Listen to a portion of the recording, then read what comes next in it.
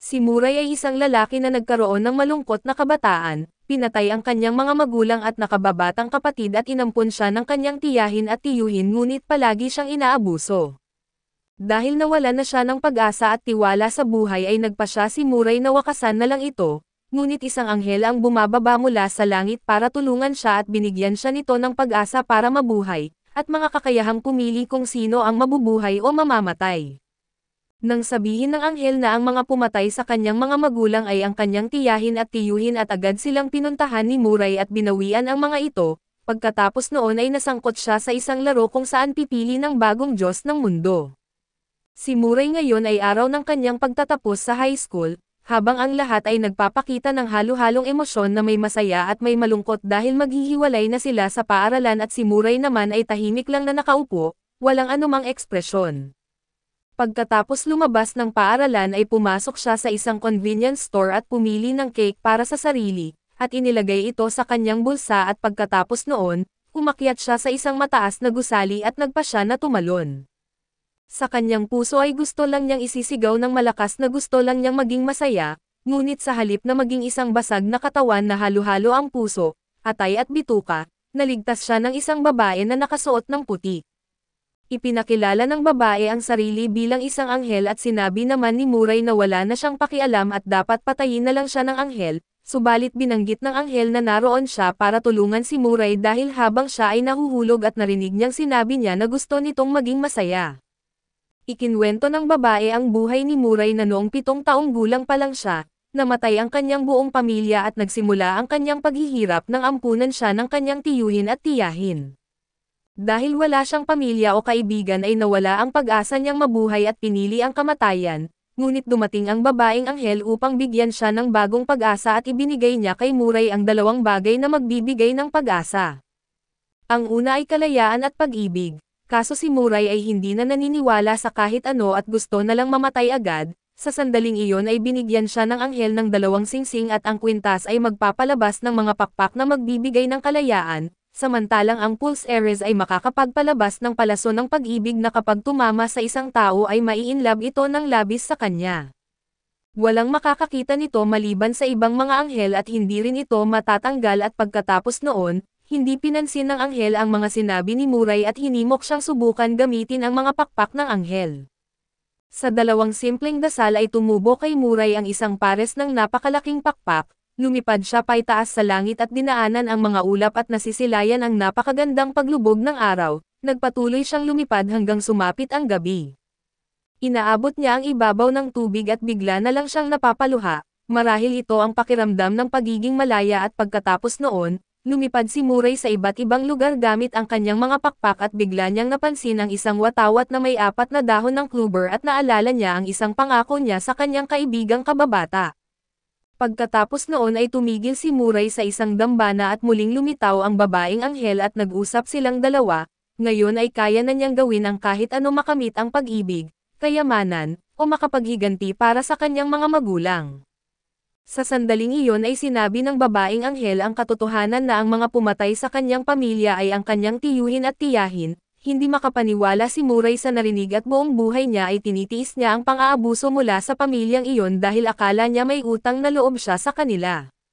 Pero ngayon ay lumabas ang masakit na katotohanan na sila pala ang sumisira sa kaligayahan ng kanyang pamilya. Sinabi ng anghel na kung gusto niyang makasiguro ay gamitin niya ang palaso ng pag-ibig at agad siyang bumalik upang harapin ang kanyang tiyahin. Walang sabi-sabi ay pinapana niya ito gamit ang palaso at nang tuluyang mahulog sa pagkahumaling ang kanyang tiyahin, tinanong niya ito tungkol sa katotohanan ng pagkamatay ng kanyang pamilya. Ibinunyag ng tiyahin na ang tiyuhin niya ang utak ng lahat dahil ang kanyang ama na kapatid ng tiyahin ay may malaking yaman, dahil sa kasakiman ay pinlano ng tiyuhin na patayin ang ama ni Muray upang mapasakamay nila ang lahat ng ari-arian. Pagkasabi noon ay nagkagulo sila at habang si Muray ay nakatayo lamang, naaalala niya ang eksenang sumabog ang kotse ng kanyang mga magulang at kapatid, tinanong niya kung bakit siya ang binuhay at hindi ang kanyang pamilya. Sa sakit at labis na paghihinagpis ay nasambit niya na sila sana ang namatay, hindi ang kanyang mga magulang at nang marinig iyon ay agad kumuha ng kutsilyo ang tiyahin at pinatay ang sarili at habang nagugulat pa rin si Muray, ipinaliwanag ng anghel na dahil sa palaso ng pag-ibig ay minamahal siya ng tao ng labis hanggang sa gawin nila ang kahit ano ayon sa kanyang salita. Kaya't ang pagpatay ng tiyahin sa sarili ay bunga lamang ng kanyang sinabi at pagkatapos noon, lumitaw ang isa pang anghel at dinala ang kaluluwa ng tiyahin at habang hindi pa rin makapaniwala si Muray, naramdaman niyang napakadali ng pagkamatay nito. Naalala niya ang sinabi ng kanyang ina noong siya ay bata pa na ipinanganak ang mga tao upang hanapin ang kaligayahan, at pananampalataya ng kanyang ina ang magbigay ng saya sa iba at napasigaw si Muray, na pagtantong walang saysay ang gusto niyang wakasan ang buhay. Nang gabing iyon ay nangako siya sa sarili na hahanapin niya ang kaligayahan para sa kanya at para sa kanyang pamilya.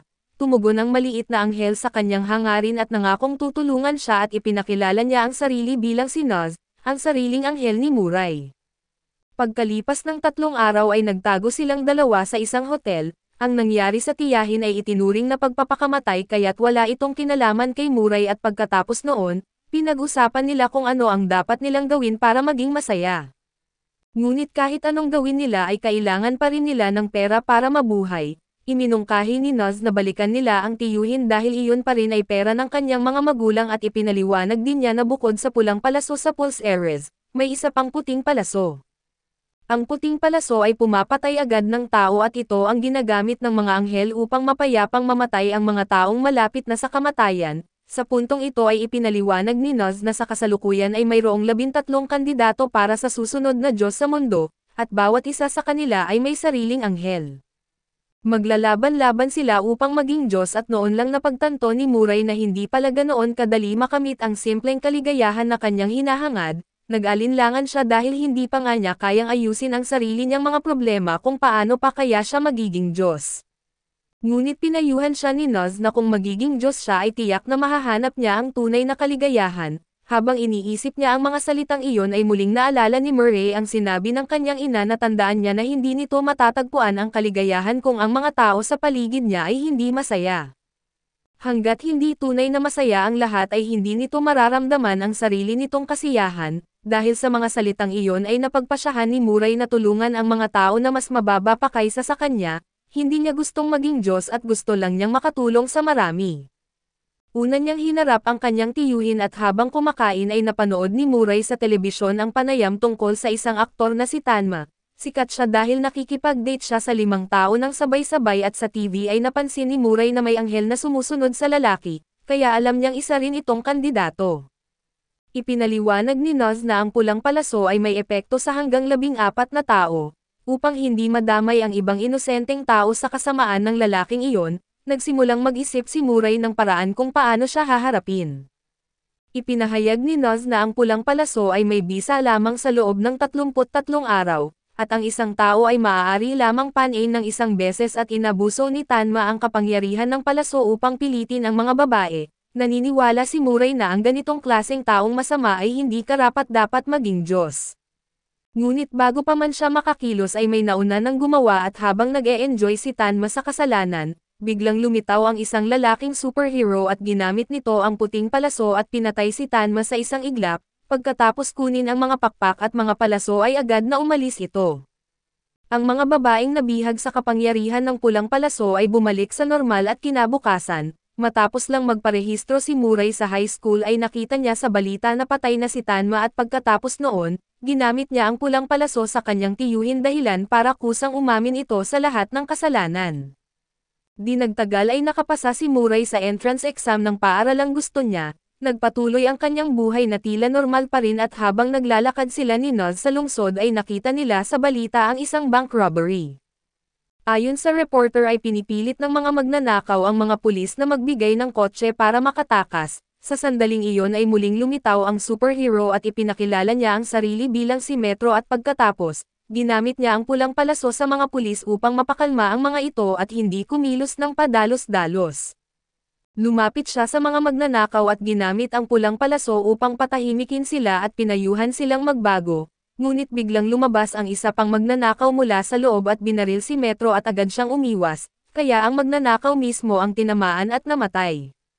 Ginamit ni Metro ang puting palaso upang patayin ang natitirang magnanakaw at tuluyang nalutas ang kaso. Pagkatapos noon ay humarap siya sa kamera at idineklara ang gyera laban sa natitirang 11 kandidato at dahil sa panganib, sinabi ni Murray kay Noz na magtago sila upang hindi sila matuklasan. Unti-unting nagiging banta ang dati niyang tahimik na buhay at pagbalik niya sa bagong bili niyang apartment, nagmakaawa siya kay Noz na tanggalin ang kanyang pagiging kandidato at hindi na niya gustong mamatay. Ngunit malungkot na sinabi ni Noz na kahit gawin niya iyon ay mamamatay pa rin siya. Ipinaliwanag ni Noz na ang mga pinipiling kandidato ay yaong nakakatugon sa isa sa tatlong katangian at ang una, ang mga gustong mamatay at pangalawa, ang mga nagagalit sa mundo at pangatlo ay ang mga gustong baguhin ito. Wala nang magawa si Murray kundi tanggapin ang kanyang sitwasyon. Ipinaliwanag din ni Noz na may tatlong uri ng anghel at ang special rank ay maaaring gumamit ng parehong puti at pulang palaso. Ang lower rank ay pulang palaso lamang at habang ang mid-rank ay maaaring gumamit ng mga pakpak o pulang palaso. Sa 13 kandidato ay 3 ang special rank at maaari silang may taas o may baba ang ranggo. Nagsimulang magplano si Murray kung paano haharapin si Metro at kinabukasan ay nagbihis si Murray para sa pagbubukas ng klase. Iniwan niya si Noz sa bahay upang hindi mapansin pero sa kasamaang palad, sa paaralan ay may isang anghel na lumilipad ng mayabang at patunay na may kandidato rin sa paaralang iyon, bago pa siya makaisip ng gagawin ay biglang lumipad papunta sa kanya ang anghel. Sinabi ng lalaki na mahina si Murray dahil ipinapakita nito ang kanyang emosyon sa pamamagitan ng sobrang pawis. Nag-usisa si Murray kung sino ang kandidato sa paaralan at itinuro ng lalaki ang nasa likuran niya na isang babae. Laking gulat ni Murray nang mapana siya nito gamit ang pulang palaso, biglang naging malabo ang kanyang isipan at inamin niyang mahal niya ang babae sa harap niya, kahit may natitira pa siyang katinoan at ang babae ay nagpakilala bilang si Saki at tinanong kung anong ranggo ng anghel ang mayroon siya. Bagaman ayaw niyang magsalita, nasabi niyang special rank siya dahil may puti at pulang palaso at may pakpak din at pagkatapos noon, sinunod niya ang utos ni Saki at lumipad papunta sa silid nito upang maghintay at pagbalik ni Saki. Sinabi ng anghel niya na si Revel na dapat niyang kuhanin ang impormasyon kay Murray. Matapos makumpirmang hindi siya si Metro ay iminungkahi ni Revel na gawin si Murray bilang tagapangalaga ni Saki, dahil si Saki ay mid-rank lamang at may pulang palaso lang at upang maiwasan na mapana ng ibang kandidato, kailangan nilang magkaroon ng pakpak na wala si Saki. Kaya't kailangan nila si Murray upang protektahan siya at dahil nasa ilalim pa rin siya ng epekto ng pulang palaso, pumayag si Murray sa lahat at pagkatapos ay nagkaroon sila ng koneksyon at pinayagan siyang isama si Saki na lumipad sa himpapawid upang masanay. Habang nasa kalangitan ay nalaman nilang magkaibigan pala sila noong pagkabata, nangako si Murray na tutulungan si Saki para muli itong makangiti tulad ng dati at pagbalik nila, binanggit ni Revel na nahuli ni Metro ang isang kriminal at naghahanda ito para sa pampublikong pagbitay ngayong gabi. Ipinaliwanag pa ni Revel na ang magiging Diyos ay pipiliin batay sa personalidad, mga gawa at mga salita ng mga kandidato, ngunit si Metro ay sumusuway sa lahat ng iyon at pinili niya ang daan ng karahasan upang maging bagong Diyos. Gayunman dahil nananalo siya sa simpatsya ng mga tao ay malinaw na may itinatago siyang masamang plano, dahil sa impluwensya pa rin ng pulang palaso ay voluntaryong nag-alok si Murray na harapin si Metro upang pigilan itong masaktan si Saki. Ngunit bago siya makagawa ng padalos-dalos ay dumating si Noz at ipinaliwanag niya na kung mamatay si Murray, mapupunta ang kanyang special rank kay Saki at ginagamit ito ni Revel upang may taas ang ranggo ni Saki. Nang mabunyag ang kanyang plano ay sumuko si Revel. Pagkatapos ay pinigilan din siya ni Saki at pagkatapos noon ay iminungkahi ni Noz na makipagtulungan sila kay Revel, dahil kahit wala ang epekto ng pulang palaso ay matagal ng lihim na may gusto si Murray kay Saki. Iminungkahi ni Revel na manirahan si Murray sa bahay ni Saki upang maprotektahan ito ng mas madali. Pumayag silang pareho at lumipas ang isang buwan at patuloy pa ring kumikilos si Metro bilang parang bayani. Pag-uwi niya ay nabunyag na isa pala siyang mayamang binata at naiinis siya dahil buong isang buwan walang kandidato na lumapit sa kanya. Tinanong niya ang anghel niya kung may paraan at nagbigay ito ng mungkahi. Samantala sa isang buwan na ang lumipas na kahit hindi na siya nasa bisa ng pulang palaso, kapit pa rin siya kay Saki at nangako siyang paprotektahan siya dahil ang makita siyang masaya ang nagbibigay sa kanya ng kaligayahan. Pagkaraan sa TV ay may balita at hindi na balak ni Metro ideklara ang digmaan, gusto niyang makipagtulungan sa natitirang 11 kandidato bilang mga alyado at malinaw na parang patibong at inimbitahan ni Metro ang lahat sa isang stadium. kahit alam niyang patibong iyon ay gusto pa ring pumunta ni Muray. Kailangan niyang malaman kung sino ang kanilang mga kaaway. Nang dumating sina Muray at Saki sa stadium ay dinadagsa ng maraming tao, napansin niya na may tatlong anghel roon at lumipas ang oras at lumitaw si Metro. Sumunod ay may lumitaw pang 2 metro at hindi na nagsalita at agad nilang inatake si Metro pero hindi siya tinamaan ng pulang palaso. Ipinaliwanag ni Noz at Revel sa bahay na nataman na pala ang Metro ng pulang palaso ng isa pang kandidato, kaya hindi siya maapektuhan ng pulang palaso ng iba sa susunod na 33 araw. Deduce nila na ang taong naroon ay hindi ang tunay na Metro at nag-ingat ang Blue Metro at Yellow Metro, ngunit ang Metro sa ibaba ay ipinaliwanag na hindi nila magamit ang pulang palaso dahil hindi pa niya ipinakita ang mukha, kailangan ipakita ang mukha para magamit ito. Bawat paggamit ay may 2 second cooldown at may maximum na range na 31.66 na metro at sa sandaling iyon, lumabas ang tunay na Metro sa malaking screen at sinabi na ang nasa ibaba ay bitag lamang para mahila palabas ang dalawa. Kinumpirma niya ang paliwanag tungkol sa kanilang mga teknik ngunit nakalimutan nila ang isang bagay at ang isang special rank ay pwedeng gumamit ng parehong pula at puting palaso ng sabay, kaya ang cooldown niya ay 0.3 na segundo lamang. Pagkatapos sabihin iyon ay umalis siya at naiinis. Nagplano sina Blue Metro at Yellow Metro na hulihin ang kontrolado na tao para ma-interrogate at biglang may lumabas na isa pang kandidato na gustong sumali sa kanila laban kay Metro, pumayag sila sa kondisyon na barilin muna ng pulang palaso ang babae. Ngunit mas mabilis si Metro at ni-rush niya at pinapana ang babae ng pulang palaso kaya't naging 2 versus 2 ang laban. Pinapaalalahanan niya ang dalawa na maging mas maingat kung ayaw nilang patayin agad niya at pagkatapos noon, nawala na naman si Metro. Bilang tugon ay sumigaw si Blue at tinawag ang mga kandidato sa audience na lumabas at tumulong. Alam nilang ayaw ng sino man na maging bagong Diyos si Metro kaya't kailangan nila ng tulong at alam ni Muray na kapag mas marami silang nagsama, mas malakas sila pero pinili pa rin niyang huwag magbunyag ng sarili. Sa oras na iyon lumabas sina Green at Pink Metro at humiling na sumali at wala silang mga pakpak, palaso lang kaya't pumayag silang barilin muna sila ni Blue ng pulang palaso at pagkatapos nilang gawin iyon, muling lumitaw si Metro at pinalitan ng peke ang posisyon ng napakabilis na hindi napansin ng 4. Sa loob ng 1 segundo ay lumabas sa screen ang babaeng kontrolado ni Metro, agad na pinaputok ni Metro ang 2 palaso sabay na pinatay si Blue at kinontrol si Yellow at lumabas na ang Green at Pink ay mga pawn lamang niya dahil binayaran lang niya sila. Kinuha ni Metro ang singsing at pakpak ni Blue at ipinadala ang kaluluwa ni Blue. Binalot niya si Yellow at ang babaeng kontrolado at sa harap ng natatarantang babae, walang awa niyang pinatay si Yellow at pagkatapos ay tinutok ang palaso sa babae. Kahit kontrolado ay sumubok umiwas ang babae dahil sa takot at lumitaw pati ang anghel niya ay humihingi ng tulong. Nang papasyang kumilos si Muray ay dumating si Noz at pinigilan siya at sinasabing hindi pa ngayon ang tamang oras, walang awa na pinatay ni Metro ang babae. Lumapit si Noz kay Metro at sinabi na hindi siya naaantig sa pagkamatay ng babaeng iyon dahil hindi iyon ang kandidata niya, ngunit naaantig siya sa kamatayan niya at hinamon ni Noz si Metro na papatayin siya ng kandidata niya dahil iyon lang daw ang landas tungo sa kaligayahan. Pagkatapos ay umalis si Noz at umalis rin sina Muray at Saki kasama ang karamihan, wala na silang sigla at sa loob-loob ay gustong-gusto talagang patayin ni Muray si Metro kaso hindi niya magawa. Naalala niya ang pag-uusap nila ng ama tungkol sa pananampalataya ng kanyang ina at ang pagpapanatili ng kaligayahan. Inabisuhan siya ng ama na iwasan ang inggit dahil ang pagiging makasarili ang nagdudulot ng digmaan. Pagbabalik sa kasalukuyan ay iminungkahi ni Saki na maghanap sila ng mga kaalyado at tiyak niyang nakita ng ibang kandidato ang kalupitan ni Metro, kaya kailangan lang nilang hanapin yung mga ayaw sa kanya.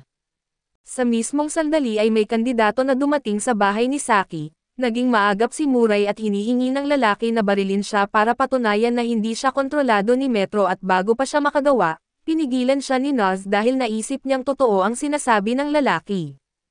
Umupo sila at nag-usap at ipinaliwanag ng lalaki na kaunting panahon na lang ang natitira sa kanya 3 buwan dahil may cancer siya.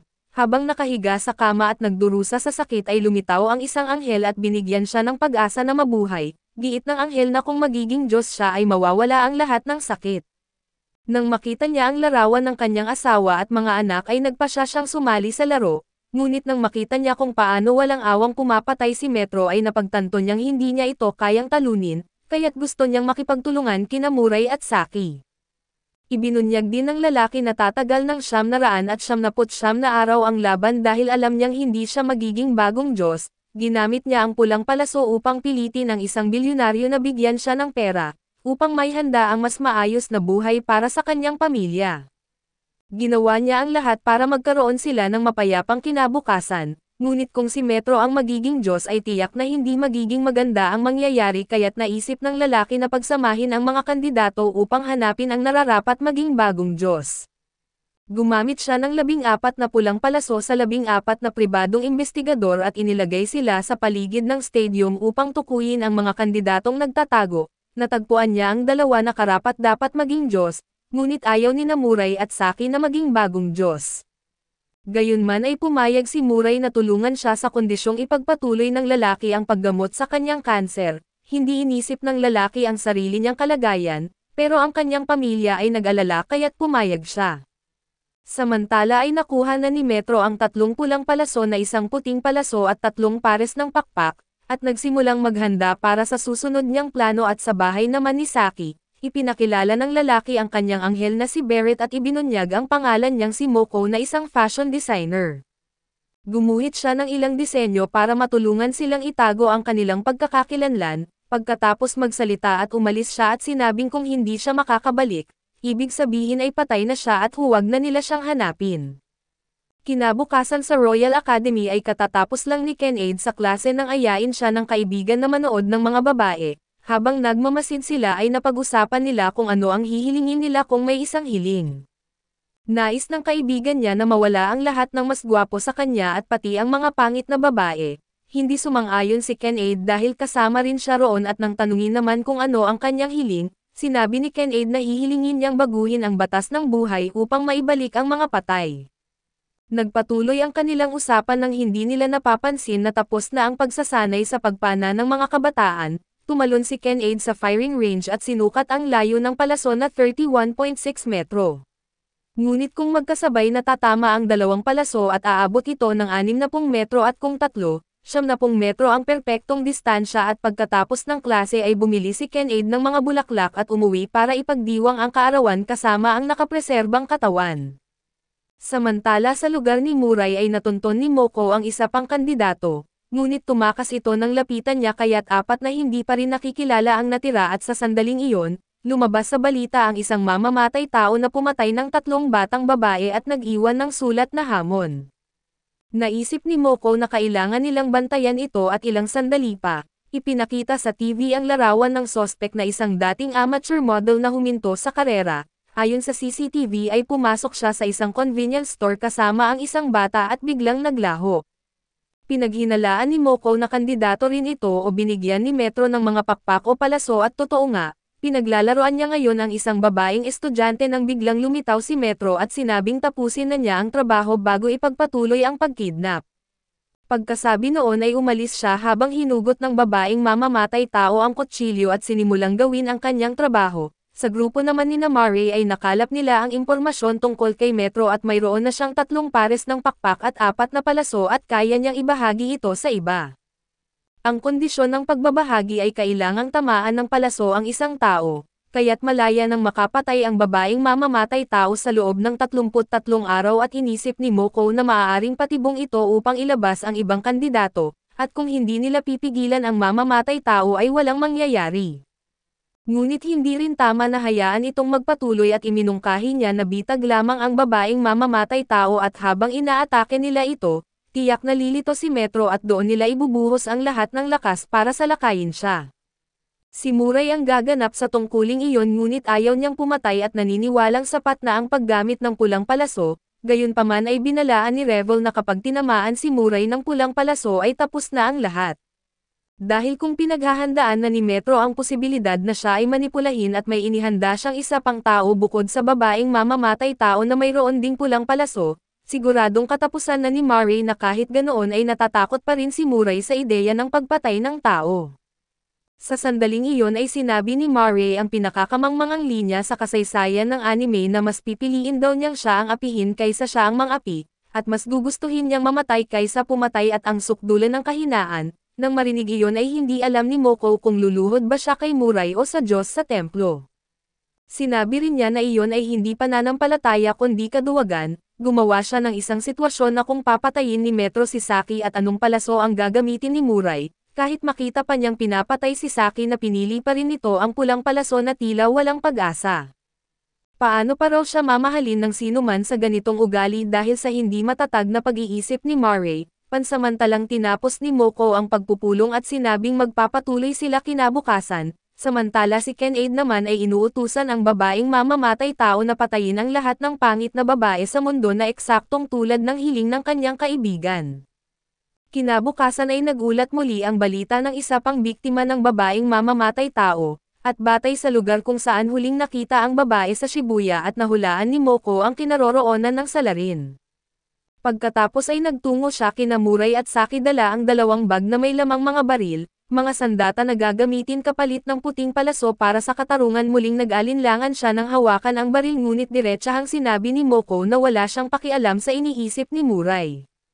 Basta't ito ay makakaprotekta sa kanyang pamilya ay gagawin niya ang kahit ano at ang tinatawag ni Muray na pananampalataya sa buhay ay hindi mapipigil ang babaeng mamamatay tao sa pagpatay, pagkatapos ay inilatag niya ang plano para mahuli ito. Sa oras na iyon ay kakapatay lang ng babae ng isa pang estudyante at lumabas para maghanap ng bagong biktima, itinapon niya ang katawan ng biktima mula sa tore para makuha ang atensyon ng mga tao at nang dumating ang mga pulis para mag-imbestiga, ginamit niya ang pulang palaso upang utusan silang itago ang bangkay. Pero may isang pulis pa ring nagpumilit na lumaban sa utos at alam ni Moko na bitag lang ang babaeng mamamatay tao, upang palalabasin ang mga kandidato para mapatay ni Metro kaya't gumawa siya ng plano upang mahuli ito at salakayin si Metro. Hindi na siya makakagamit ng pulang palaso dahil naabot na niya ang limit na 14 na katao sa stadium. Ipinaliwanag din ni Barrett na kung mapana ni A si B gamit ang pulang palaso at iuutos kay B na mapana si A pabalik, epektibo pa rin iyon at magpapalitan sila ng kontrol at iyon ang plano nila laban kay Metro at pagkatapos ay naghanda sina Moko at Muray. Sumama sina Barrett at Noz at habang sina Revel at Saki naman ang naiwan upang magbantay at bago sila umalis, sinabi ni Moko kay Muray na maging mas matalino kung ayaw niyang mawala ang mga mahal niya sa buhay at kung hindi lumitaw si Metro, siya mismo ang papatay sa babaeng mamamatay tao dahil kung makakatakas ito ay mas marami pang mamamatay. Umalis silang dalawa at hinarap ni Moko ang babae habang naghihintay si Muray ng tamang pagkakataon. Sa gulat ni Muray ay sumabog ang buong tore at napalipad palabas si Moko ngunit nasalo siya ni Muray at sa kabutihang palad, naprotektahan pa rin siya ng suot niyang armor. Sinabi ni Moko na ang pagpatay ay hindi mabuti ngunit binalaan si Muray na huwag maging mahina dahil magsisimula pa lang ang tunay na labanan. Sa sandaling iyon ay lumitaw si Metro sa kanilang likuran at habang patuloy na nagsasalita si Muray tungkol sa kung gaano kasama ang pagpatay, hindi iyon pinansin ni Metro. Para sa kanya ang pag-aalay ng ilan upang iligtas ang nakararami ay likas lamang. Sumigaw si Muray na hindi nito mauunawaan ang sakit ng pagkawala ng mahal sa buhay kaso mas nauunawaan pala iyon ni Metro, dahil matagal nang namatay ang kanyang kapatid na babae. Napagtanto na walang silbi ang salita at sinubukan ni Muray at Moko na pigilan si Metro na kahit dalawa laban sa isa, hindi natitinag si Metro at doon ay tinawag niya ang kanyang special rank na anghel na si Mesa at lumitaw din sina Barrett at Noz upang tumulong. Ngunit bago pa magsimula ang laban ay ibinunyag ni Metro na naglagay siya ng mga bomba sa iba't ibang lugar, kapag hindi nila siya mapigilan ay sumabog ang mga iyon at maraming mamamatay at upang mapigilan iyon, iminungkahi ni Moko na isa lang sa kanila ang dapat mamatay sa laban na ito. Pumayag si Metro at gustong kunin ang pakpak at palaso ni Moko kaya't humakbang si Moko pasulong at pinayagan si Metro na patayin siya. Sa sandaling iyon ay nagkaroon ng pagkakataon si Muray na barilin si Metro, ngunit pinili niyang sirain ang puting palaso ni Metro upang mailigtas si Moko. Pagkatapos ay sumugod siya rito at nagsimula ang matinding labanan, patuloy na nilalaro ni Metro si Muray gamit ang kanyang mga puting palaso habang siya na parang gutom na halimaw, ay desperado na sinusubukang itusok ang pulang palaso sa kanya.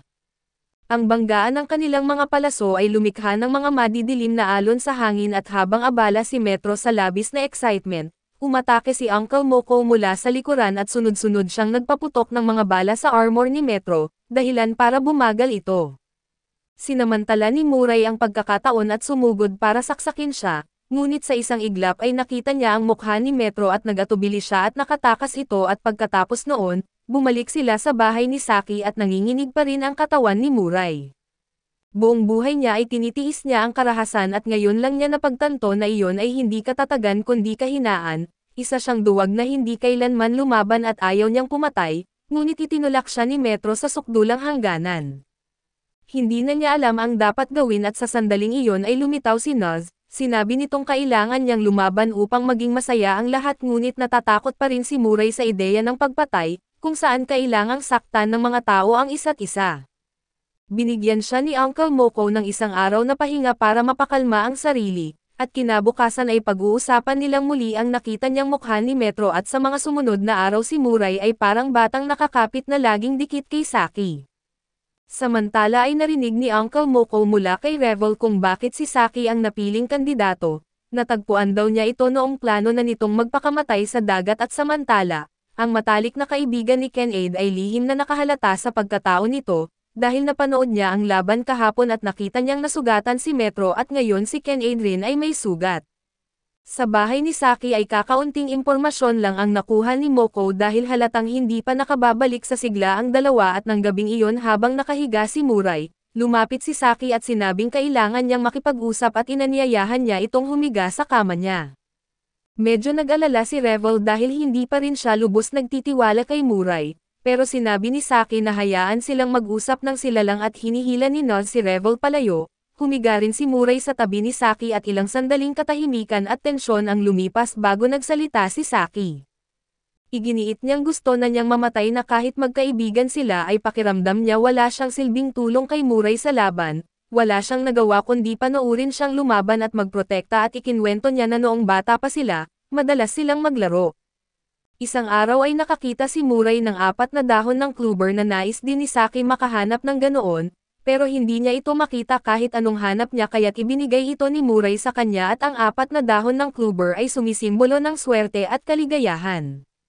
Noon ay ganun lang kasimple ang kaligayahan at pagkatapos ay umamin si Saki na nakisali siya sa mga nang-aapi kay Muray noon, sinunod lang niya ang mga kaibigan niyang nang-aasar sa kanya at naalala niya ito at labis siyang nagsisi.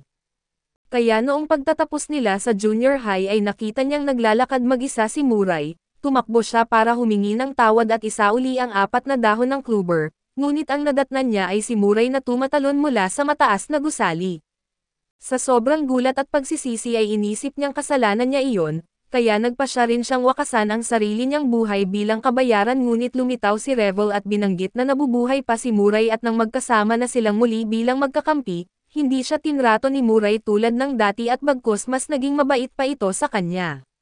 Dahil doon ay mas bumibigat ang kanyang konsensya kaya't hiniling niyang patayin na lang siya nito, tahimik lang ito at sa harap ng pakiusap ni Saki na mamatay ay dinala siya ni Muray sa labas at hinayaan niyang mahulog ito ng malaya, upang siya mismo ang magpasya kung gusto pa niyang mabuhay o hindi.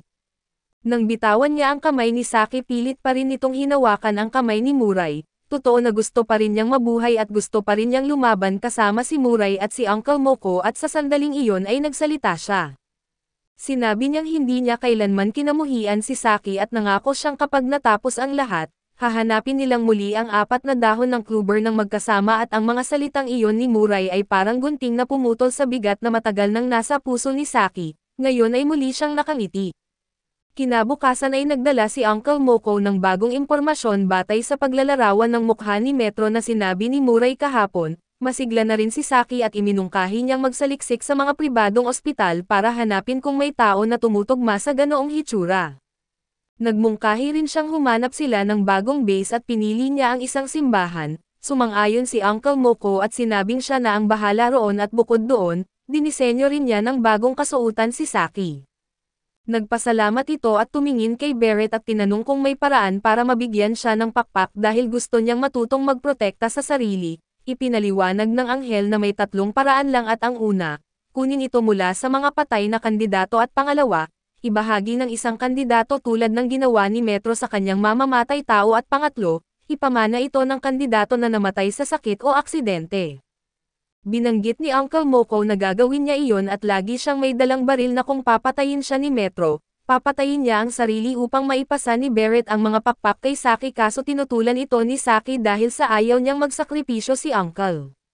Gusto niyang mabuhay ito at magtagumpay silang 3 laban kay Metro, Ang biglaang pagbabago at katatagan ni Saki ay labis na ikinagulat ni Uncle Moko at sa sandaling iyon ay nagmungkahi si Revel ng mas mabuting paraan, tulungan si Barrett na itaas ang ranggo ng kanyang anghel. Pumayag si Barrett na ipagpapalit ang kanyang ranggo upang si Moko ay maging special rank at matapos maayos ang lahat, umuwi si Moko upang maglaro kasama ang anak niya at tuwang-tuwa ang bata nang marinig na may ginawa siyang kasuotan para sa nalalapit niyang pagtatanghal sa piano. Ipinahayag ni Moko na sabik din siyang mapanood ito at pagkatapos makipaglaro sa anak ay bumalik siya sa kanyang silid, inihanda pa nga ni Uncle Moko ang damit pangkasal ng kanyang anak na sakaling hindi na siya umabot sa araw na iyon. Kinabukasan sa opisina ng mga pribadong investigador na kontrolado niya at may isang kandidatong dumating, gumamit ito ng kutsilyo para pilitin ang isa sa mga tauhan ni Moko na ibunyag kung sino siya, samantala ang grupo ni Namurai ay lumipat na sa bago nilang base na isang simbahan. Malaya na ngayong nakakalipad ang mga anghel at ibinigay din ni Uncle Moko kay Saki ang bagong kasuotan na ginawa niya para subukan nito, habang si Revel naman ay naghahanda para sa promosyon ng kanyang ranggo at pagkatapos magpalit ng damit, lumabas si Saki at mukha siyang gintong pusa. Dinisenyo ni Moko ang kasuotang ito upang maging angkop sa mga biglaang labanan o sa mga ambush subalit sa sandaling iyon, biglang bumalik ang isa sa mga pulang palaso ni Uncle na senyales na may isa sa kanyang mga investigador na namatay. Naramdaman niyang may mali kaya't tinawag niya si Murai upang maghanda at sumama sa kanya at tama nga ang kutob niya dahil sa natuklasan ng kalaban ang bahay ni Uncle Moko, sinabihan niya si Mari na harapin ang kalaban habang siya naman ay pumasok sa bahay upang hanapin ang kanyang asawa at anak, ngunit wala ang mga ito.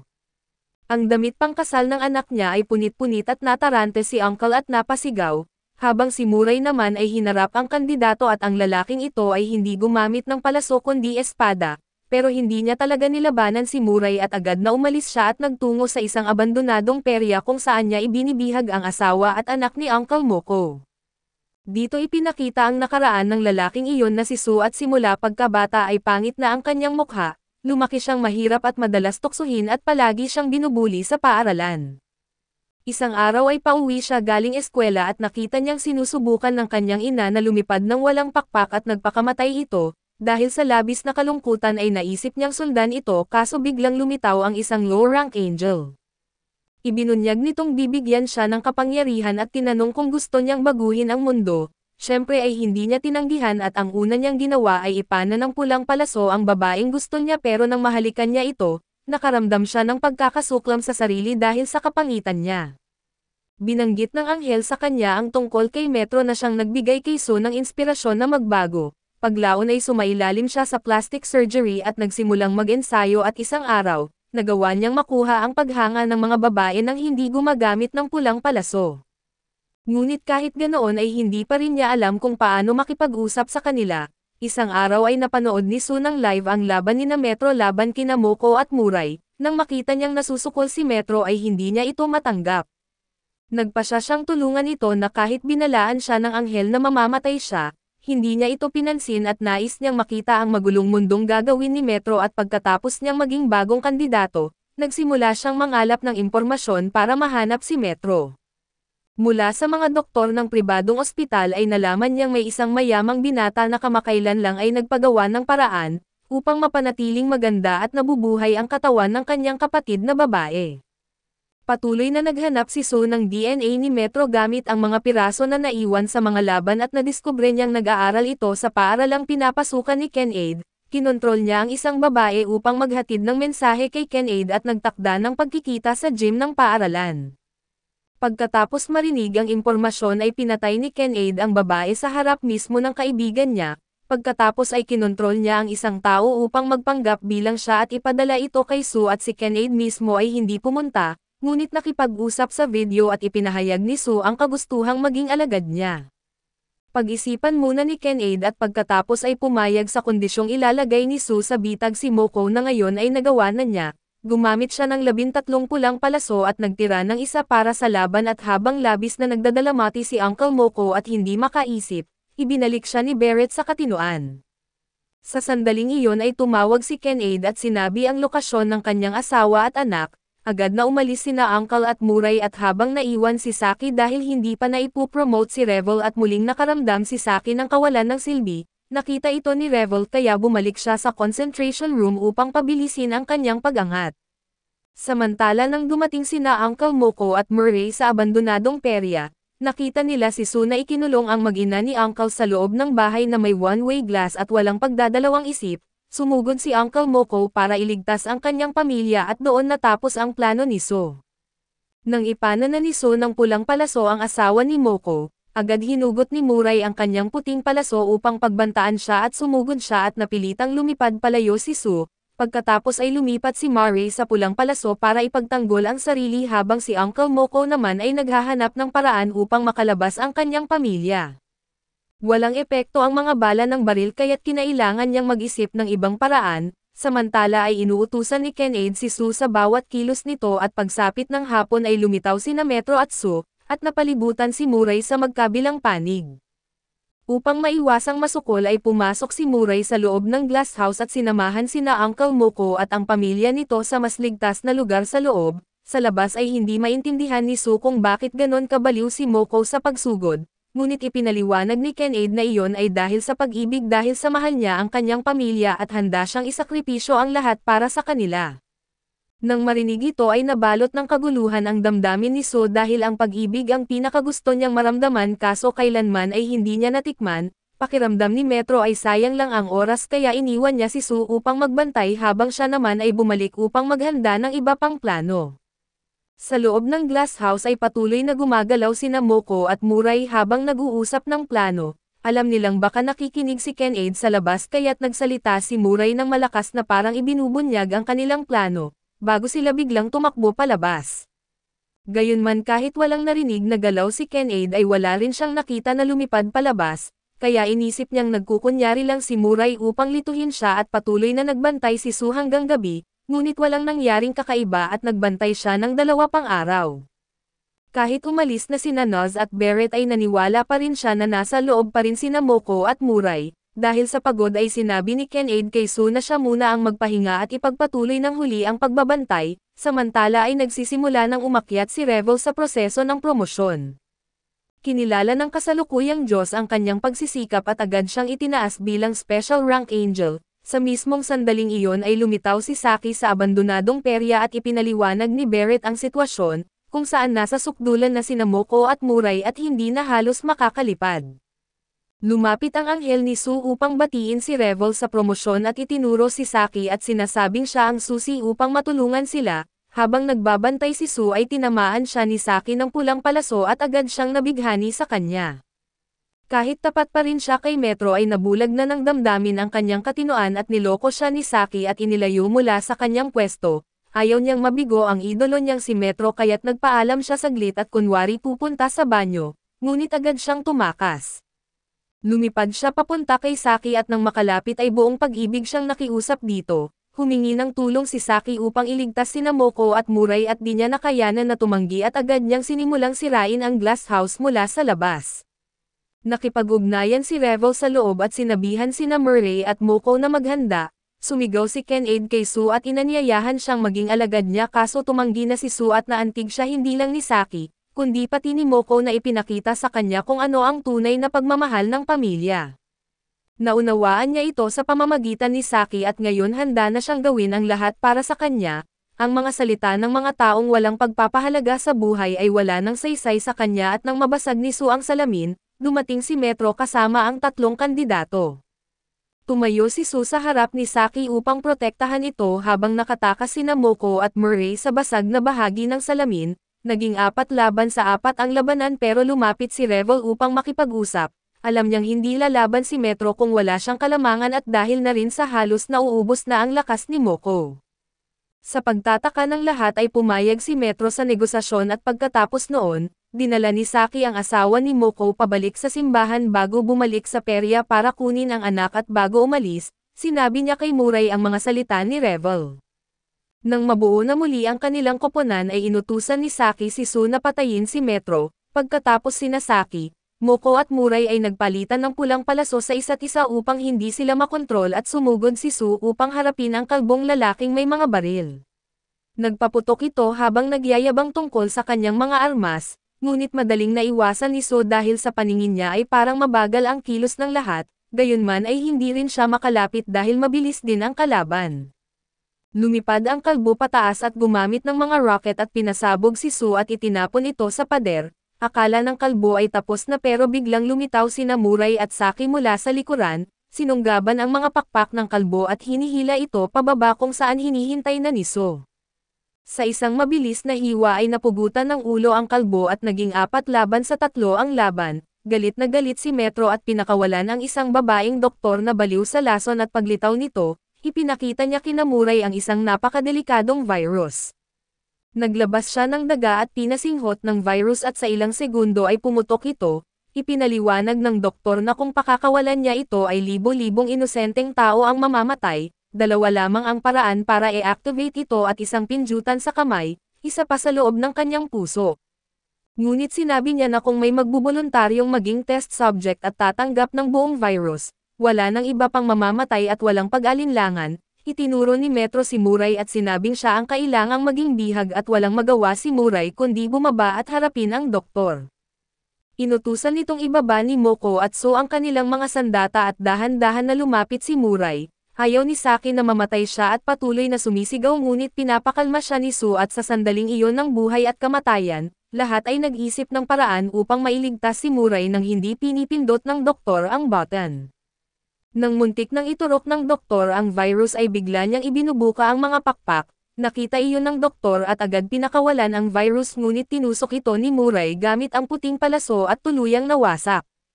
Ipinaliwanag ni Barrett na dahil karamihan sa mga selula ay mula sa katawan ng tao na kayang patayin iyon ng puting palaso, at dahil tinamaan ang sisidlan at hindi na nakatakas ang virus, hinimok ni Moko si Muray na patayin na ang doktor dahil baka may itinatago pa itong virus. Hindi na rin magamit ang pulang palaso dahil nagamit na ni Metro ito sa kanya at muling nag-alinlangan si Muray, naaalala ang mga salita ng kanyang mga magulang at sa gitna ng labanan, bumagsak si Moko sa lupa dahil sa pagod, ngunit kahit nanginginig ay itinutok pa rin niya ang baril kay Metro. Ayaw ni Metro na hayaan pang magpatumpik si Muray kaya't agad siyang nagpaputok ng puting palaso papunta sa kanya, sinunod naman siya ng doktor at inihagis ang hirenggilya kay Muray at sa sandaling iyon, parang kailangan ng palitan ng anime ang bida dahil napaka-inutil ni Muray. Ngunit biglang sumigaw si Saki ng huwag at tumakbo upang protektahan siya. Bahagyang naiselyo ni Muray ang puting palaso ni Metro kaso lumilipad pa rin ang hirenggilya patungo sa kanya at lumitaw si Su at ginupit ng kanyang espada ang 2 hirenggilya, ngunit hindi niya naabutan ang huli.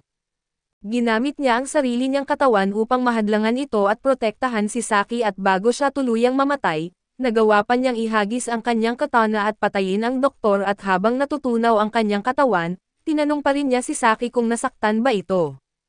Sa huli ay masaya siyang isinilang at nakilala si Saki at makalipas ang ilang sandali, lumitaw ang mga anghel ni Su at ng doktor upang sunduin ang kanilang mga kaluluwa at natanggap ni Saki ang pulse Ares ni Su. Nadidismaya si Metro sa nakita at sinabi niyang si Muray ang may kasalanan kung bakit namatay si Su dahil sa kanyang kahinaan at pag-atubili. Kung hindi siya naging duwag ay hindi sana ito nangyari at tumugon si Muray. Sinabi niyang malungkot siya sa pagkamatay ni Su pero kahit sino pa ang mamatay ay malulungkot pa rin siya at dahil doon, kailangan niyang magpatuloy na mabuhay. Ang pagpatay ay mali at para sa kanya ay sobrang malambot ito kaya agad niyang pinaputukan si Moko ng puting palaso, mabilis na sinalo ni Muray ang kanyang tiyo at sa mga sandaling iyon ay naghihirap na sa paghinga si Moko, inabot siya ni Muray kay Saki upang alagaan. Tinawag ni Metro ang huli niyang kasama para lumaban ngunit nanginginig ito sa takot at tumakbo palayo, ngayon isa laban sa isa at si Ken-Aid kontra kay Muray at doon ay nagpalitan sila ng mga salita, ang isa lumalaban para sa ideolohiya at ang isa para sa personal na kaligayahan. Nais ni Metro ng malinaw na patakaran sa laban upang maiwasan ang pandaraya at pinayagan si Muray na magtakda nito, pagkatapos mag-isip ay iminungkahi ni Muray na pareho silang huwag lumipad at magpalitan sa pagpapana. Nagdagdag si Metro ng kondisyon at ang isa ang papana, ang isa ay iiwas at sa bawat mintis ay isang hakbang ang lalapit. Pumayag si Muray at pareho silang bumaba sa lupa upang magharap at nagpaikot ng barya si Metro para pumili kung sino ang unang titira, ngunit bigla na lang siyang umatake. Sa kabutihang palad ay nasalag ito ni Muray gamit ang pulang palaso at habang lumalapit sila, bumaril si Muray ng palaso at nasalag iyon ni Metro at parehong lumapit pa ng isang hakbang, habang nagyayabang si Metro na siya ang mananalo at si Muray ay matatalo at doon ay ipinakita ang nakaraan ni Kenade. Noong araw ay mayroon siyang napakagandang nakababatang kapatid na babae at para kay Kenade, siya ang sagisag ng perpeksyon kaya't pinahalagahan at iningatan niya ito, ginagawa ang lahat para sa kanya ngunit isang araw, sinabi ng kapatid niyang babae na may gusto siyang lalaki sa klase nila. Lubos itong ikinagulat ni Kenade at natakot siyang madungisan ang kapatid sa mga makamundong bagay, dito lumabas ang kanyang labis na pagkaposesibo at kabaliwan sa sobrang pagprotekta at sa unang pagkakataon ay natakot sa kanya ang kapatid. Tumakbo ito palayo ngunit hinawakan siya ni Kenade at nagpumiglas ito at sa gitna ng kaguluhan, nadulas ang babae at tumama ang ulo sa gilid ng pader at patay agad at labis na natarante si Kenade. Ngunit bigla niyang naisip na hanggat nananatili sa ganoong kalagayan ang kapatid, mananatili itong maganda magpakailanman. Kaya nagdaos siya ng huwad na libing at palihim na ini-preserve ang katawan nito ngunit kalaunan, napagtanto niyang hindi sapat ang kagandahan lang at gusto niyang mabuhay itong muli at sa sobrang kalungkutan, naisip niyang magpakamatay upang makasama ito. Kaso lumitaw ang kanyang anghel at sinabi na may paraan upang buhayin muli ang kanyang kapatid at ito ang maging Diyos at gawing anghel ang pinakamamahal niya. Pagkatapos maalala ang lahat ng iyon ay pinaputukan muli ni Metro si Muray ng palaso ngunit nasalag pa rin niya ito, sa sandaling ito ay napapanood na ng live ng mga tao ang kanilang labanan at ang pagitan nila ngayon ay 20 metro, ang laban ay nakasalalay na lang sa bilis ng kanilang reaksyon. Nagpatuloy si Metro sa pagyayabang na karapat-dapat siyang maging bagong Diyos at siya ang napili. Ang paggamit ng kapangyarihang ito ay isa sa mga opsyon at pagkatapos ay kay Muray na ang turn at dahil malapit na ang distansya, malakas ang puwersa ng atake na muntik na itulak si Metro pa at ras bago niya pa ito matamaan. Muling lumiit ang pagitan nila ngayon at puro reflexes na lang ang sukatan kung sino ang mas mabilis. Medyo naguluhan si Muray dahil hindi siya sigurado kung makakasalo siya sa tamang oras at sa sandaling iyon, tumalima si Saki at nag-alok siya na susuko na lang at papayagan si Metro maging Diyos kung ititigil na nito ang labanan doon. Ngunit unang tumutol si Muray at sabi niya na sobra na ang pinatay ni Metro at hindi siya papayag na maging Diyos nang hindi nagbabayad sa ginawa. Iginiit ni Metro na karapat-dapat silang mapatay dahil mga basurang lipunan sila. Tiwala siya na siya ang tama na siya ang nakatindig sa itaas at kapag siya ang Diyos ay ipapatupad niya ang kanyang ideolohiya at ito ang babaguhin ang mundo, sisirain ang agwat ng yaman at tatanggalin ang kahirapan at hindi pagkakapantay-pantay, at gagawin ang isang lipunang masagana. Hindi na ito laban para sa Diyos lang at may halong politika na ito dahil sinasalamin ng mga tao ang bawat salita ni Metro. Dagdag pa niya na aalisin niya ang mga kumakain sa buwis at mawawala ang pagitan ng mayaman at mahirap kapag pinatay ang mahihirap. Ang sinasabing pagkakapantay-pantay niya ay nauwi na sa diskriminasyon sa uri at para kay Metro. Ang tao ay parang alimango sa balde at habang umaakyat ang isa ay hinihila pababa ng iba at ang ipinanganak sa mayayamang pamilya ay nakakakuha ng kasiyahan. Ang maganda ay gumagawa ng mas magaganda at ang pangit ay nagbunga ng higit pang kapangitan. Kinamuhian niya ang mundo kung saan kailangang huminga sa iisang hangin ang magaganda at ang mga baboy. Tapos sinabi ni Kenade na may kaibigan siyang nagsabing kapag nagkaroon siya ng hiling, hihilingin niyang mawala ang lahat ng pangit na kung pangit naman ang mga mayayaman, papatayin din niya sila at layunin nilang magkaroon ng mundong puro magaganda at mayaman at ang magaganda pero mahirap ay gawing alipin. Habang pinapakinggan ang kanyang yabag ay nasa loob na si Muray sa layong 5 metro mula sa kanya. Sa distansyang iyon ay imposibleng masalo at natitira na lang ang tumakbo na halos kapantay ng pagkatalo ngunit sa sandaling iyon, nagtanong si Muray kung ang harapan niya ba ay totoong Metro. Dahil ayon sa nalalaman niya ay hindi lalaban si Metro ng patas at hindi siya lalaban kung wala siyang bentahe, nakita niyang napakabait ni Muray kaya't inihayag ni Metro ang mukha niya at pagkatapos masiguro na hindi na nag-atubili si Muray, sinusubaybayan din ng FBI ang live broadcast. Kinuha ni Muray ang posisyon na umaatake habang natatakpan ng mga ulap ang langit, sumugod siya diretso kay Metro sa halip na magpalipad ng palaso at epektibo ang surprise at tinamaan ng White Arrow ni Metro ang hangin at hindi si Muray. Ngunit hindi na matusok ni Muray ang pulang palaso sa katawan ni Metro dahil may nakaimbed na palaso na rito mula sa iba, bukod pa rito ay napigilan din siya ni Metro gamit ang kanyang sariling White Arrow at lumapad si Muray ng mga pakpak at itinulak pabalik si Metro. Nilock niya ang mga braso nito para hindi makagamit ng palaso at ginamit ang mga pakpak para takpan ang mukha ni Metro. dahilan ng panik at hindi may pihit o maalis iyon dahil ayon kay Barrett, hindi nahahawakan ang mga pakpak at natarante si Metro dahil kung matamaan siya ng pulang palaso, mapapatay siya ni Moko. Kahit gustuhin man ni Murray dahil nakashoot na ang kanyang tiyuhin ng pulang palaso kay Murray kanina, kinuha ni Moko ang kutsilyo at sinaksak ngunit protektado pa rin siya ng suit na dinisenyo ni Uncle kaya masakit lang ng kaunti. Sa kawalan ng pag-asa ay tinawag niya ang anghel niya para tulungan switch ang kamay at gamitin ang palaso, pero bago niya magawa iyon ay dumating si Saki at hinakapan ang isang braso niya at nagkagulong tatlo, nagbuno at sa huli nagtagumpay silang pigilan si Metro. Naiwan na lang kay Uncle Moko ang susunod na hakbang at dahan-dahan niyang itinaguyod ang baril palapit kay Metro. Sa sandaling iyon ay alam na rin ni Ken-Aid kung ano ang pakiramdam ng biktimang malapit ng mamatay. Nagmakaawa si Ken-Aid kay Murray na tulungan siya. Sinubukan pa niyang gamitin ang prinsipyo ni Murray tungkol sa hindi pagpatay para maantig ang kanyang puso, ngunit kahit naawa si Murray at wala pa rin siyang magagawa dahil nanatiling nakabaon sa kanya ang palaso na ipinana ng kanyang tiyuhin. Sa huling sandali ng kanyang lakas ay nakiusap si Uncle Moko kay Barrett na tulungan siyang hilahin ang gatilyo at sa bawat putok ng baril, pumapasok sa isip niya ang mga imahe ng kanyang asawa at anak na labis niyang namiss ang mga ito, ngunit natupad na rin marahil ang kanyang hiling nang mailigtas niya ang pamilya bago mamatay. Bawat anti-tank bullet ay diretsyong tumama sa marupok na katawan ni Ken-Aid, nagkapira-piraso ang kanyang puso, atay at mga bituka at pagkatapos ng sunod-sunod na pagsabog, nagkalat ang katawan ni Ken-Aid at si Uncle Moko naman ay huminga ng huling beses. Dinala ni Murray at Saki ang kanyang katawan palayo, samantala ang Pulse Ares at Quintas ni Ken-Aid ay lumipad papunta sa kandidatong unang tumira sa kanya ng pulang palaso, lumitaw ang kanyang anghel upang kunin ang kanyang kaluluwa. Hindi niya maintindihan kung bakit pinigilan siya ng anghel ni So na tulungan si Ken-Aid, ngunit sinabi nito na tiyak na ayaw ni So na masaktan si Saki at pagkatapos noon, sabay silang umalis at dinala ni Murray si Uncle Moko sa ospital.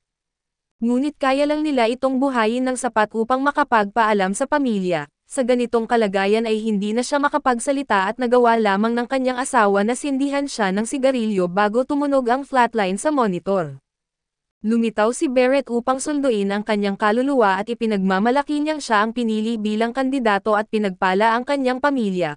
Pagkatapos ay iniabot niya kay Saki ang mga pakpak at palaso upang ipagpatuloy nila ang kanyang layunin. Naging tahimik ang paligid at tanging mahabang tunog ng beep ng monitor ang natira. Sa labas ng perya ay dumating ang FBI at kinolekta ang mga labi ni Ken-Aid para sa investigasyon. Si Murray naman ay nababagabag pa rin dahil alam niyang mali ang pumatay at kahit pa sinasabing ito'y para iligtas ang mundo, subalit sinabi ni Saki na hindi mali ang ginawa ni Uncle Moko dahil sa isa siyang bayani na nagligtas ng marami at gusto lang pumili ng bagong Diyos ng mapayapa. Nang kumalma na sila ay pinag-usapan nila kung sino ang nakakuha ng mga singsing ni Ken-Aid at ito pala ay ang batang tumakas kanina. Lumabas na siya at ang anghel ni Sue ang nagplano ng pagbagsak ni Ken-Aid, bagamat wala na si Sue para masaksihan ito. Nang matapos ang lahat ay sinalubong ng anghel ng bata ang iba at lumipad palayo upang ipaliwanag kung paano niya nagawang barilin si Ken-Aid. Bumalik ang kwento sa nakaraan at noong nagbibiroan pa sila habang nanunood ng mga babae. Habang pinapanood ni Ken-Aid ang kanyang mga tauhan sa pagsasanay ng pana, nagtago ang batang iyon at inatake siya direkta sa puso habang hindi nakatingin at minamanipula siya ng bata upang bumalik sa base. Sumang-ayon na ipamana ang lahat ng kanyang ari-arian pagkatapos mamatay at lumaban kay Murray hanggang sa huli kahit dihado. Pagbalik sa kasalukuyan ay muling pinag-aralan ni Murray ang bilang ng mga natitirang kandidato. Ngayon si Saki ay may 3 pares ng pakpak at palaso at 4 na grupo na lang ang natitira. Ang 4 na pares ng pakpak at palaso kasama na ang puting kay Metro ay ngayon pag-aari ng isa sa mga iyon. Ang tanging hiling na lang ni Murray ay hindi na sila maging kasing brutal ni Metro at nang dalhan siya ni Saki ng pagkain, nadatnan niyang natutulog si Murray sa tabi ng armor ni Uncle Moko. Kinaumagahan ay lumabas si Murray at tinanong si Saki kung saan nagpunta sina Revel at Nuz. Sagot niya ay umalis daw ang dalawa ng maaga kaya hindi niya alam at naupo sila at sabay kumain, samantala sina Nuz at Revel ay papunta sa pagpupulong ng mga anghel. Sa kasalukuyan ay 6 na kandidato na lang ang natitira at nagsalita ang isang anghel, sinabi nitong walang patutunguhan ang laban na ito at ang kanyang kandidato ay puro pagpapaganda lang at pamumuhay sa virtual world. Nais pa nitong kung may ibang maging Diyos ay huwag sanang alisin sa kanya ang pulang palaso.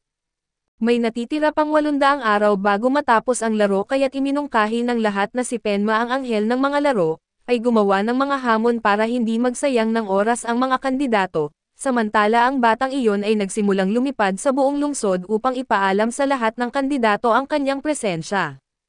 Agad bumalik si Revel upang ipaalam kina Muray at Saki at nang mapanood nila ang live broadcast, nakita nilang ipinakita na ng bata ang kanyang mukha at ipinakilala niya ang sarili bilang si Uedo, isang estudyanteng nasa ika-6 na baitang. Napagtanto ni Muray na ang batang ito ay dating naglalakad sa tabi ni Metro, kaya malamang naminana niya ang lahat ng mga pakpak at palaso ni Kenade, dahilan para maging napakapanganib na kandidato si Uedo. Ibinunyag ng batang si Uedo ang buong plano kung paano nila pinatay si Kenade, gayunman ay sinabi niyang hindi niya gustong maging bagong Diyos at ikinwento niya ang tungkol sa New God Game at sa 13 kandidato sa buong Japan, at ipinakilala ang kanyang anghel na si Penma na isa sa pinakamababang ranggo. Ipinaliwanag ni Uedo kung bakit siya napili at ayon sa kanya ay nabuhay siya ng normal na may mga kaibigan, mapagmahal na magulang at masayang pamilya at hanggang isang araw, nakita niya sa mesa ang mga sleeping pills ng kanyang ama. Nang tangkain niyang itabi ito ay biglang lumitaw si Penma at inakalang magpapakamatay siya kaya't agad siyang ginawang kandidato. Sa simula ay ginamit lang ni Uedo ang mga pakpak at palaso sa maliliit na bagay tulad ng pagpapahusay sa paglalaro ng soccer. Ngunit nang lumitaw si Metro at nagbanta na papatayin ang mga kandidato, nagsimula siyang magplano para patayin ito at ipinaliwanag din niya sa mga mamamayan ang mga gamit ng white at red arrows at tinulungan siya ng anghel ni Su sa pagkatalo ni Kenade. Nais ng mga mamamahayag na malaman kung sino talaga si Metro kaso tumanggi siyang sagutin, ang dahilan kung bakit niya ipinakita ang kanyang mukha ay para hingin sa lahat ng tao sa mundo ang tulong upang mahanap ang natitirang 5 kandidato, dahil dito ay naging parang mga kriminal na tinutugis ang lahat ng kandidato. Dagdag pa ni Uedo na matapos niyang mapanood ang labanan ni Metro at Muray, gusto niyang si Muray ang maging bagong Diyos kaya't inuuna niya ito at hinimok ang lahat na tuklasin ang tunay na pagkakakilanlan ni Muray. Kahit parang baliw ang plano niya ay sumang-ayon din ang babaeng kandidatong obsessed sa kagandahan basta't huwag lang kunin ni Muray ang kanyang pulang palaso, gayunman ay malinaw kay Muray na kahit marami nang sinabi si Uedo, may itinatago pa rin ito ang katotohanang siya ay may hawak ng white arrow. Habang pinupuri pa ni Uedo si Murray sa pagkatalo ni Metro at lumapit ang isang grupo ng FBI upang arestuhin siya, ngunit sa tulong ng kanyang mga pakpak at napakabilis niyang nakatakas at bago umalis, sinabi pa niyang bibilisan nila ang paghahanap sa mga kandidato. Ngayon nakilala na ang mga kandidato ay nagsimula ang pamahalaan na maghanap ng mga nakakahinalang tao na mga taong hindi dati kapansin-pansin ngunit biglang pinagkakaguluhan ng magaganda o gwapo. Sinimulan na silang bantayan ay plano ng gobyerno na gamitin ang mga kandidato bilang alternatibong sandatang nuklear. Samantala sina Saki at Muray ay nakaranas lamang ng ilang araw ng kapayapaan bago muling masangkot sa gulo, dahil nasa ilalim pa rin ng impluwensya ng pulang palaso ay iminungkahi ni Saki na tumakas na lang silang dalawa at manirahan sa malayong lugar na malayo sa kaguluhan. Ngunit tumanggi si Muray at ipagpapatuloy daw niya ang layunin ni Uncle Moko hindi siya tatakas, kundi tatayo at mabubuhay ayon sa sariling paninindigan at naniniwala siya na hindi pa alam ng mga tao ang kanilang mga pagkakakilanlan kaya maaari pa silang mamuhay ng normal. Ngunit taliwas ito sa kanyang paniniwala dahil nang magsimula ang ikalawang semestre at bumalik sa paaralan sina Muray at Saki, lumapit sa kanya ang isang inspector ng FBI habang mag-isa siya at sa ilang palitan lang ng salita, alam na nito na isa siyang kandidato.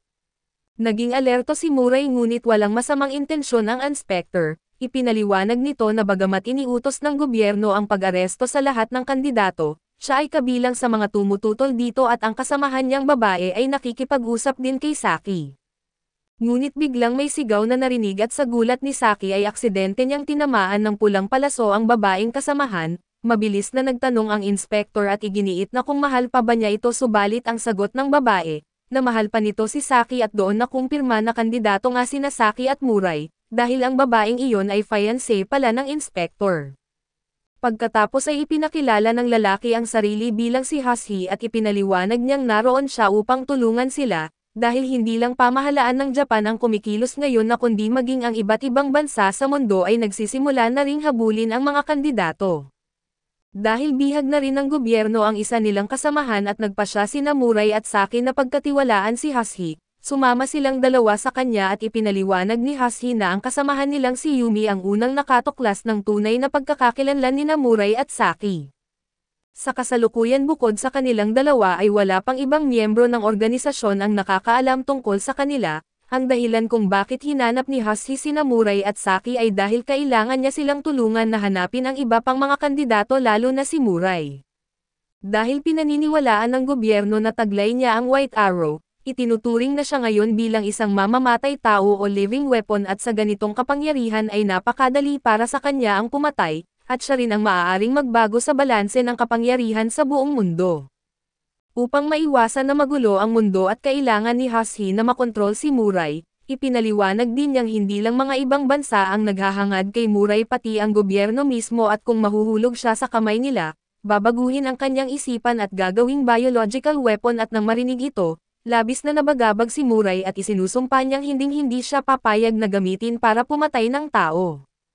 Pagkatapos ay dinala ni Hashi sina Muray at Saki sa isang ligtas na apartment na hindi nasusubaybayan upang makapagpahinga sila, tumanggap si Hashi ng tawag mula sa kanyang nakatataas, na nagsabing hindi pa nila natatagpuan ang iba pang kandidato at inutusan siyang dumalo sa isang pulong. Bago umalis ay iniabot niya kina Muray ang isang espesyal na telepono na gagamitin nila kung sakaling kailanganin ang komunikasyon. Matapos silang umalis ay nag-usap ang apat na sina Muray, Saki, Noz at Revel na kung dapat ba nilang pagkatiwalaan si Hashi. Kahit may alinlangan pa rin si Murray ay pumayag siyang sumunod sa desisyon ni Saki at ng mga anghel na pagkatiwalaan ito. Kinagabihan ng makabalik sina Hashi at Yumi mula sa pagpupulong, isinalaysay ni Muray at Saki ang lahat tungkol sa God Candidate Game. Pagkarinig ni Hashi sa buong kwento at natuwa siya nang malaman na hindi pa kailanman ginamit ni Muray ang White Arrow, dahil ayaw niyang maging sandata ito ng sinuman at ibinahagi rin niya na nahuli na ng gobyerno ang isa sa mga kandidato. Iminungkahi ni Yumi na ibahagi ni Saki ang isang pares ng pakpak sa kanya, sa ganitong paraan ay mas madali nilang matukoy ang iba pang kandidato at makikita rin niya ang mga anghel at dahil mawawala rin naman ang mga pakpak pagkalipas ng 33 araw, pumayag si Saki at ibinahagi ito kay Yumi. Pagkatanggap ng pakpak ay nakalipad agad si Yumi at nakita sina Noz at Revel, sabay-sabay nilang sinuri ang tala ng 12 kandidato na nakalap ng FBI at kasama pa rin sa talaan ang mamamatay tao na tinulungan noon ni Metro, dahil ibinahagi nito ang mga pakpak at palaso sa kanya. Ang nahuli ng gobyerno ay ang babaeng obsessed sa kagandahan na si Yuri, 2 kandidato pa ang hindi pa natutukoy at sinabi ni Hashi na bukas ay iimbestigahan nila ang isa sa kanila na isang tagapangaral. Ngunit nang harapin ni Muray at harangan ang sasakyan nito wala itong ipinakitang reaksyon at walang nakitang anghel kaya't inalis ito sa listahan.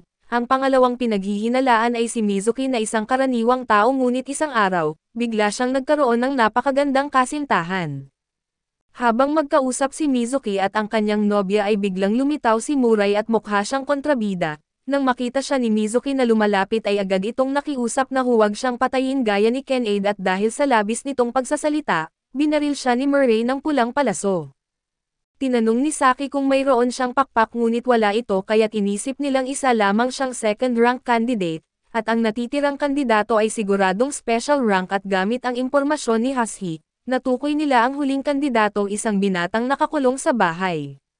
Subalit lumabas din na isa lamang itong second rank at doon na umamin si Mizuki na hindi raw talaga siya kandidato, sa sobrang takot niya kanina ay nagsisinungaling lang siya at ang tunay na kandidato ay ang batang si Naka. Bagaman mayroon lamang siyang pulang palaso kaya't pa rin niyang pumatay gamit ito, ang paniniwala niya ay gamitin ang pulang palaso upang bigyan ng mapayapang kamatayan ang mga taong nais nang matapos ang kanilang paghihirap. Katulad ng kanyang lolo na nakaretay sa kama at patuloy na naghihirap dahil sa mga makinang nagpapanatili ng kanyang buhay. Tumulong si Naka para mapahinga ng payapa ang lolo at binigyan niya ng mabilis na kamatayan ang ama na wasak ang isip matapos mawalay ng asawa, ang ina at ang karelasyon nito naman ay pinatay niya ng napakasakit. Ngunit sinabi ni Murray na labag iyon sa batas at naniniwala si Naka at nagsabing titigil siya kaso bago siya tumigil. Balak niyang patayin ang nakababatang kapatid para hindi na ito magdusa. Sumagip si Muray at sinabing magiging isang malaking pahirap ang kamatayan kung papatayin niya lahat ng mahal niya at saka magtatapos ng sarili. Iginiit ni Naka na ipagkakaloob niya ito bilang isang natatanging pribilehiyo. Nang marinig iyon ay sumisingit agad si Mizuki at sinuportahan si Muray at binanggit niyang kahit mamatay si Naka, may magdadalamhati pa rin at kahit patayin niya lahat ng kamag-anak niya, may iiyak pa rin para sa kanya, tulad ng kaibigan nilang si Kenneth na nangangarap mag-aral sa England. Malamig sa lahat pero sinisinta ng mga babae at ayaw niya sa lahat kasama si Mizuki, pero nangyari na ang isang bagay habang nanunood sila ng mga babae ay pinapakilos niya ang isang simpleng hiling ni Mizuki at nang mamatay si Kenneth, masaya ang karamihan maliban kay Mizuki na umiiyak at dahil kay Kenneth ay nagkaroon siya ng pagkakataong makausap ang mga magagandang babae kaya ngayon may nobya na siya. Kahit na walang may-ari si Naka ay may iiyak para sa kanya pag namatay siya. Sa huli na paniwala si Naka at pumayag na hindi na basta na pumatay at nang kailanganin siya ni Revel sumama sa eleksyon para pumili ng bagong Diyos pero tumanggi siya. Sinabi ni Muray na nauubos na ang oras ay may isang kandidato pang nagtatago at kailangan silang magkita-kita para bumoto, kung magpapatumpik pa sila ay mahahanap ng gobyerno ang mga kandidato at gagawing sandata at pinilit ni Mizuki at sa huli pumayag si Naka. Bagaman nanatili sa isip ng mga bata ang hangarin na wakasan na ang buhay ay kailangan lang panatilihin siyang nabubuhay hanggang eleksyon at iboboto siya ni Muray. Dinala ni Muray ang lahat pabalik kay Yumi at Hashi at nang makita ng maliit na si Naka ang isang kagandahan sa unang pagkakataon, yumuyukod siya sa isang sulok at tinipon nila ang impormasyon tungkol sa mga kandidato at hindi muling lumabas si Uedo mula nang magsalita. Nasa espesyal na proteksyon si Yuri at nasa lugar na si Naka kaya't isang special rank na lang ang nawawala. Kailangan nila hanapin ang huli at sundin ang plano ni Uedo na mag-eleksyon.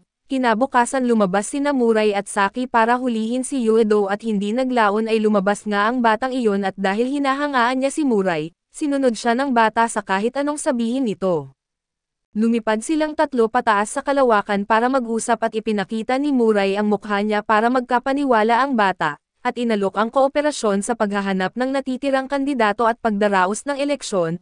Pumayag ding makinig si Uedo at binigyan siya ni Muray ng telepono para mas madali ang komunikasyon. Matapos maayos ang usapan kay Uedo at susunod si Yuri na pumunta ang limang anghel sa kanya at inilahad ang plano ng eleksyon kung papayag siya ay tutulungan nila siyang makatakas. Sa labas ay naghihintay na ang grupo ni Muray. Sa mga surveillance camera at nakita nilang biglang nawalan ng malay si Yuri, agad na inutusan ni Hashi ang mga tao niyang silipin ito ngunit paglapit nila ay bigla itong tumayo at pinapana sila ng Red Arrow. Inutusan niya silang dalhin siya palabas ng kulungan at habang palabas si Yuri ay nakisabay si Hashi sa palabas at pinaikutan siya ng mga tauhan niya. Pagdating sa isang silid ay pinabagsak ng mga gwardya ang lahat ng ilaw at kamera at ilang sandali pa, sumabog ang bintana at tumakas si Yuri papunta sa kagubatan at agad nagmobilis si Hashi at pinapalibutan ang lugar ngunit nang mahuli nila ito, natuklasang hindi pala si Yuri iyon kundi isang gwardyang nakaalam. Ang totoong Yuri ay nakapagtago bilang gwardya at nakasama muli sa grupo ni Muray. Ayon sa kasunduan ay binigyan siya ni Uedo ng isang pares ng pakpak bilang tanda ng kooperasyon at pagkatapos ay sabay-sabay silang lumipad palayo. Ngunit hindi nagtagal ay humiwalay si Uedo sa grupo dahil alam niyang hindi pa rin lubusang nagtitiwala ang lahat sa kanya, lalo't siya ang may hawak ng White Arrow. Kinabukasan ay nagkagulo sa Japan at nagsimulang maghati ang mga tao sa iba't ibang panig at may mga pumapabor kay Muray bilang Diyos at mayroon ding pabor sa ibang kandidato. Sa kampo naman ni Muray karamihan ay sang-ayon na siya ang nararapat maging Diyos, isa na lang na boto mula sa natitirang kandidato ang kulang subalit pinapaalala ni Revel na ang mapipiling Diyos ay dapat may kagustuhan ding maging Diyos. Mulat sa poll ay wala namang pagnanais si Muray na umakyat sa ganoong posisyon, upang maunawaan ni Muray ang papel ng Diyos ay ipinaliwanag ng anghel ni Naka na kapag naging Diyos ang isang tao, maaari niyang burahin ang selection game na parang hindi ito nangyari. Maaari niyang payagan ang ibang kandidato na panatilihin ang kanilang mga palaso at pakpak, at may kapangyarihang kontrolin ang buong sangkatauhan kung nanaisin at ito ang dahilan kung bakit nilikha ng mga anghel ang larong ito, upang pumili ng taong makapamumuno sa tamang direksyon.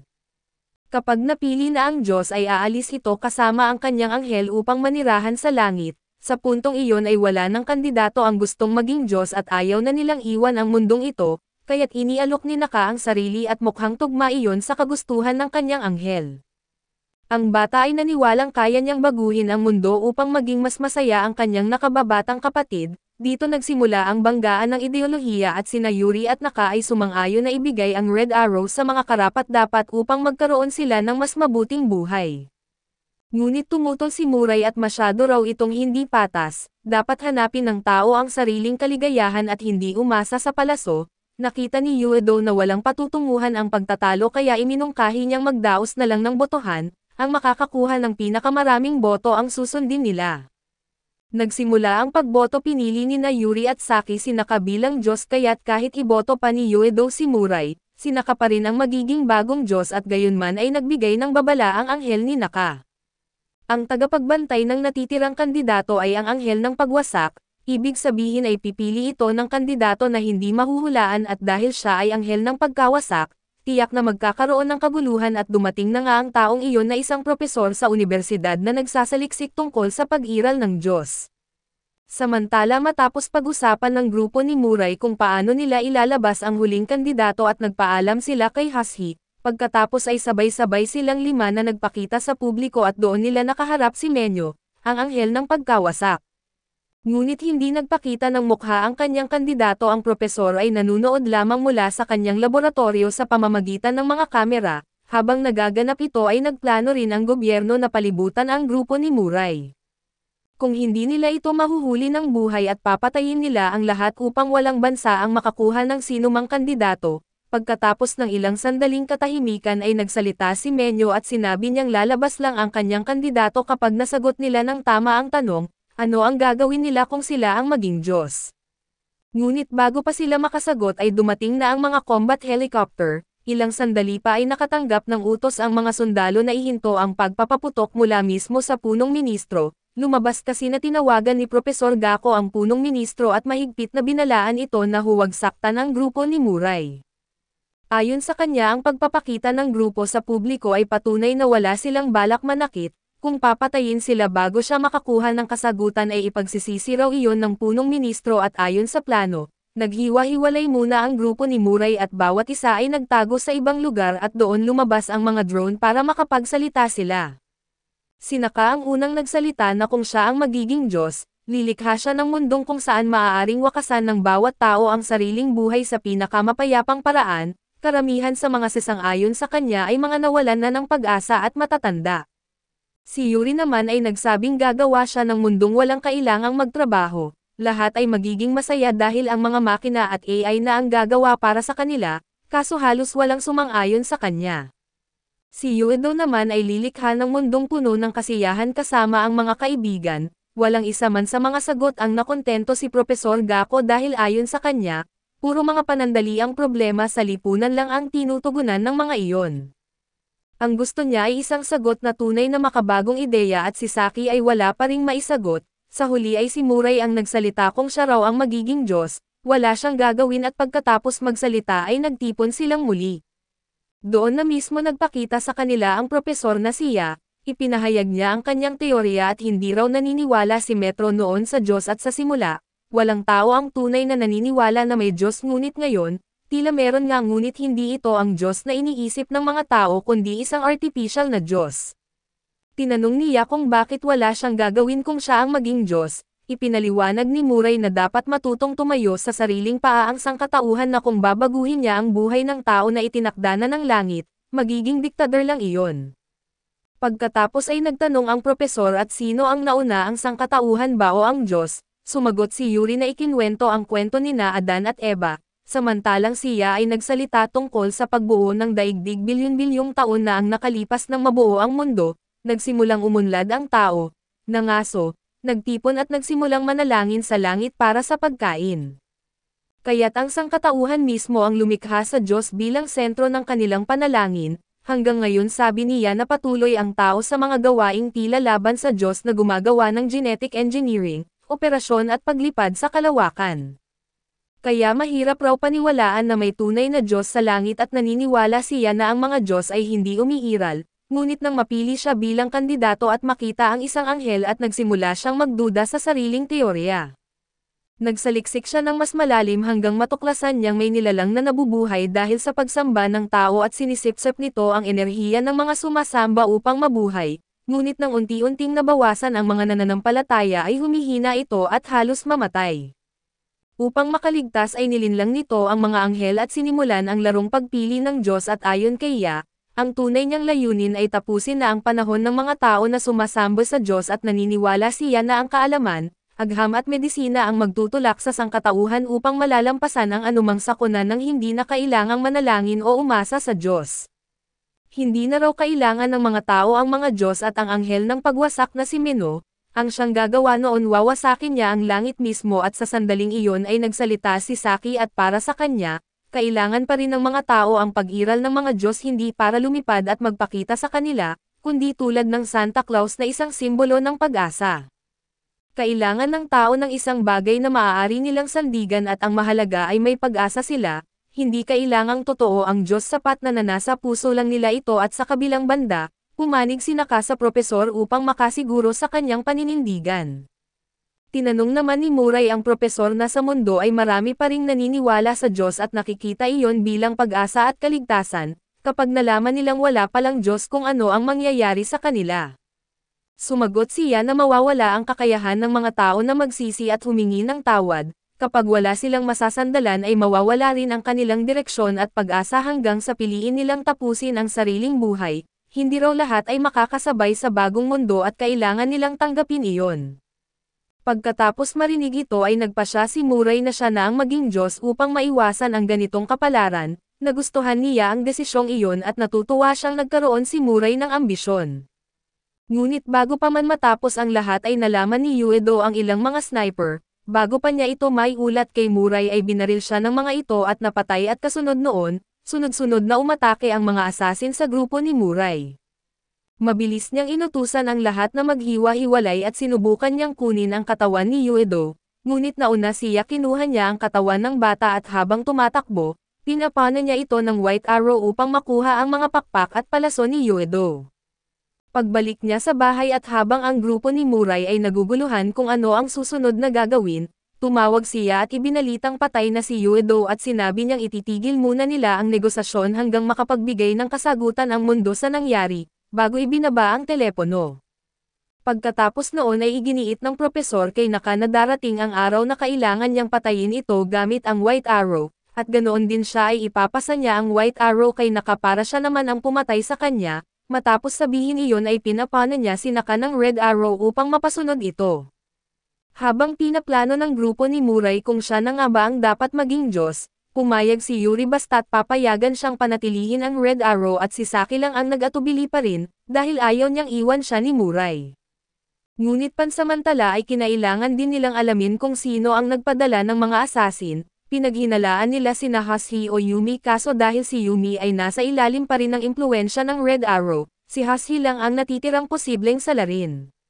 Dahil dito ay tinawagan ni Saki si Yumi at hiniling na imbestigahan ito at agad namang pinapana ni Yumi ng Red Arrow si Hashi, makalipas ang ilang araw ay nagsimulang mag-alsa ang mga tao at samantala, dinala ni Hashi ang grupo ni Muray sa isang shelter upang pansamantalang magtago, dahil lantad na ang kanilang pagkakakilanlan at gusto pa rin silang hulihin ng gobyerno. Ngayon nalaman din ng mundo na maaari ring mamatay ang mga kandidato. Sinabi ni Muray na kakausapin niya muli siya kapag nakipag-ugnayan ito at ayon sa propesor, wala talagang mga Diyos at ang mga taong humahanap ng kaligtasan sa Diyos ay mamamatay rin. Ngunit tinutulan ito ni Yuri dahil para sa kanya bilang siyentipiko, gusto lang niya patunayan na tama ang sariling teorya at hindi siya basta mababago ng karaniwang tao. Ngunit nagsalita si Hashi at tutulungan daw niya si Murray na makipag-usap kay Ya dahil magkaklase sila noon.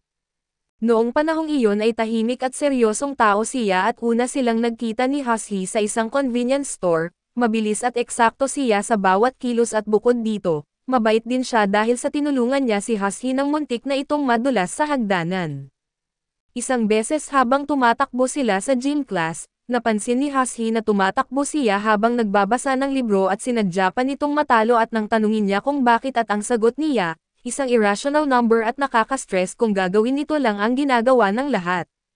Kaya raw puno ng numero ang isip niya bilang paraan para maiwasan ang stress at dahil natuwa, inalok siya ni Hashi na maging magkaibigan ngunit tumanggi siya dahil isang linggo na lang ay bakasyon na raw, mas pipiliin niyang mag-aral mag-isa at hindi na makipagkaibigan.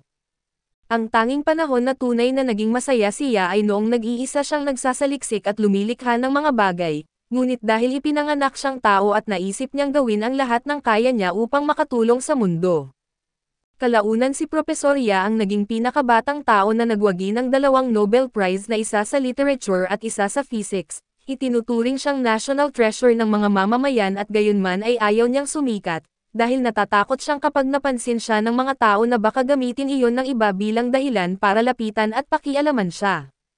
Mula sa panig niya ay ipinaliwanag niya kung bakit siya naging kandidato bilang Diyos at noong panahong iyon, kusa niyang pinili na mamatay dahil gusto niyang malaman kung saan napupunta ang tao pagkatapos ng kamatayan, pero nanaig ang kanyang pagnanais na mabuhay kaya't hindi niya ito nagawa.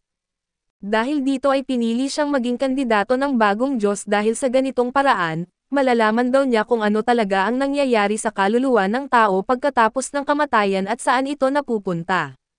Sinabi rin niya na may 2 paraan para mapigilan ang isang kandidato sa pagiging Diyos. Una, ang paggamit ng White Arrow ay itinutok niya ito kay Naka ngunit hindi upang patayin ito kundi para pilitin ang anghel ni Naka na si Agaro, na ibunyag kung sino ang tunay na espesyal na anghel. Sa huli ay pumayag si Agaro na magsalita kapalit ng isang kondisyon kung saan bibigyan niya si Naka ng isang White Arrow. Pagkatapos pumayag siya ay isiniwalat ni Agaro na ang espesyal na kandidato ay si Muray. Ipinaliwanag niya na si Nuz na ang anghel ni Muray ay may kakayahang pisikal na hawakan ang tao at sa karaniwan ay hindi maaaring hawakan ng tao ang mga anghel, at hindi rin maaaring humawak ang mga anghel ng anumang bagay na pagmamay-ari ng tao. Ngunit minsang aksidenteng nahawakan ni Nuz si Muray noong mahulog ito mula sa gusali, iyon ang nagpapatunay na kaya niyang galawin ang mga tao at mga bagay hindi man kalakasan, pero siya lamang ang may ganitong kakayahan at hindi man ito namalayan ni Nuz. Ito pala ang natatangi niyang kapangyarihan bilang anghel. Ngayon ay naunawaan na niya kung ano ang nangyayari at ang susunod niyang hakbang ay ang pumili ng lugar at oras. Tinawagan niya ang punong ministro at inutusan itong ipunan ang grupo ni Muray sa National Stadium, upang doon idaos ang pag-uusap na magiging makasaysayang pangyayari at mapapanood ng buong mundo. Lumipas ang 33 araw at nawala na ang bisa ng Red Arrow ni Yumi at Hashi. Gayunpaman ay binaril muli ni Muray si Hashi at pagkatapos ay ginamit nito ang palasok kay Yumi upang mapanatili ang kanilang kaligtasan. Si Hashi ang magsisilbing kinatawan ng pulisya sa pagharap kay Ya. Samantala matapos ang isang buwang walang balita mula sa punong ministro, pumunta mismo siya sa White House at pinapana niya ang Pangulo at inutusan itong gamitin ang Red Arrow sa mga mataas na opisyal upang mas madali ang pagpapalabas ng mga utos. Pagkatapos nito ay lumabas ang punong ministro sa telebisyon at inanunsyo sa grupo ni Muray na ang lugar ng pagpupulong ay sa National Stadium, nagaganapin sa 1:00 ng hapon ika-10 ng Oktubre. Dumating ang talumpati niya at matapos marinig ang mga opinyon mula sa buong mundo, karamihan ay sumang-ayon sa kanya hindi na kailangan ng Diyos ang sangkatauhan at binalaan pa niya ang mga bansa na itigil ang pagpapadala ng mga asasin. Dahil kung magpapatuloy sila ang natitirang buhay na kandidato ang automatikong magiging Diyos. Ang gusto lang daw niya ay matapos ang lahat sa pamamagitan ng pag-uusap. Matapos nito ay tinapos niya ang broadcast at kinumpirma ni Nuz na totoo ang sinabi ng propesor, ngunit tumutol si Yuri na pumunta para makipagkita kay Ya. Hindi raw niya gustong may maging Diyos para lang mapanatili niya ang Red Arrow. Ngunit kung walang magiging Diyos ay hindi nila maaaring burahin ang laro na parang hindi ito nangyari at kung ganoon, bukod kay Ya ay wala ng ibang kandidato ang makakamtan ang kaligayahan at naniniwala si Yuri na ang pinakamabuting paraan ay patayin siya. Ngunit tumutol si Saki at sinabing kung gagawin nila iyon hindi na sila iba kay Ken-Aid at kinabukasan, habang naghihintay sa nakatakdang araw at nagsagawa ng eksperimento sina Ya at Naka na nauwi sa kamatayan ng maraming tao. Sa kasalukuyan ay bumababa na ang bilang ng mga taong naniniwala sa Diyos, gayunman sa darating na debate ay malaki ang posibilidad na si Muray ang maging Diyos, at determinado siyang hindi susuko at nang marinig ito ay hiniling ni Saki na makausap siya ng private.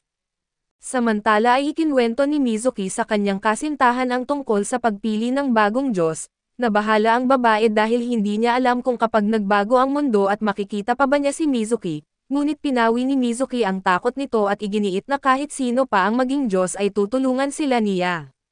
Sa sandaling iyon isang bulalakaw ang dumaan sa langit sabay silang naghiling, Samantala sina Muray at Saki ay lumipad papunta sa isang shrine, ang lugar kung saan una niyang natanggap ang kanyang mga pakpak. Lumipas ang 6 na buwan at napakarami nang nagbago at hindi lamang sa kanila kundi pati na rin sa buong mundo. Sa pagdaan ng panahon ay inamin ni Saki ang kanyang nararamdaman kay Muray at sinabi niyang mahal niya ito, at sa halip na tumugon ng parehong damdamin, simpleng nagpasalamat lamang si Muray at ipinahayag na masaya siya dahil pareho pa rin silang buhay hanggang sa sandaling iyon. Dumating na ang araw ng debate at sa labas ng National Stadium ay nagsisiksikan ang mga mamamahayag, habang sa loob ay naruroon si Naya at Nakana napapalibutan ng mga drone na nagla-livestream ng buong kaganapan. Hindi nagtagal ay dumating din ang grupo ni Muray kasama sina Hashi at Yumi. Naalala pa rin niya si Hashi dahil ito lamang ang taong nakipag-usap sa kanya noon.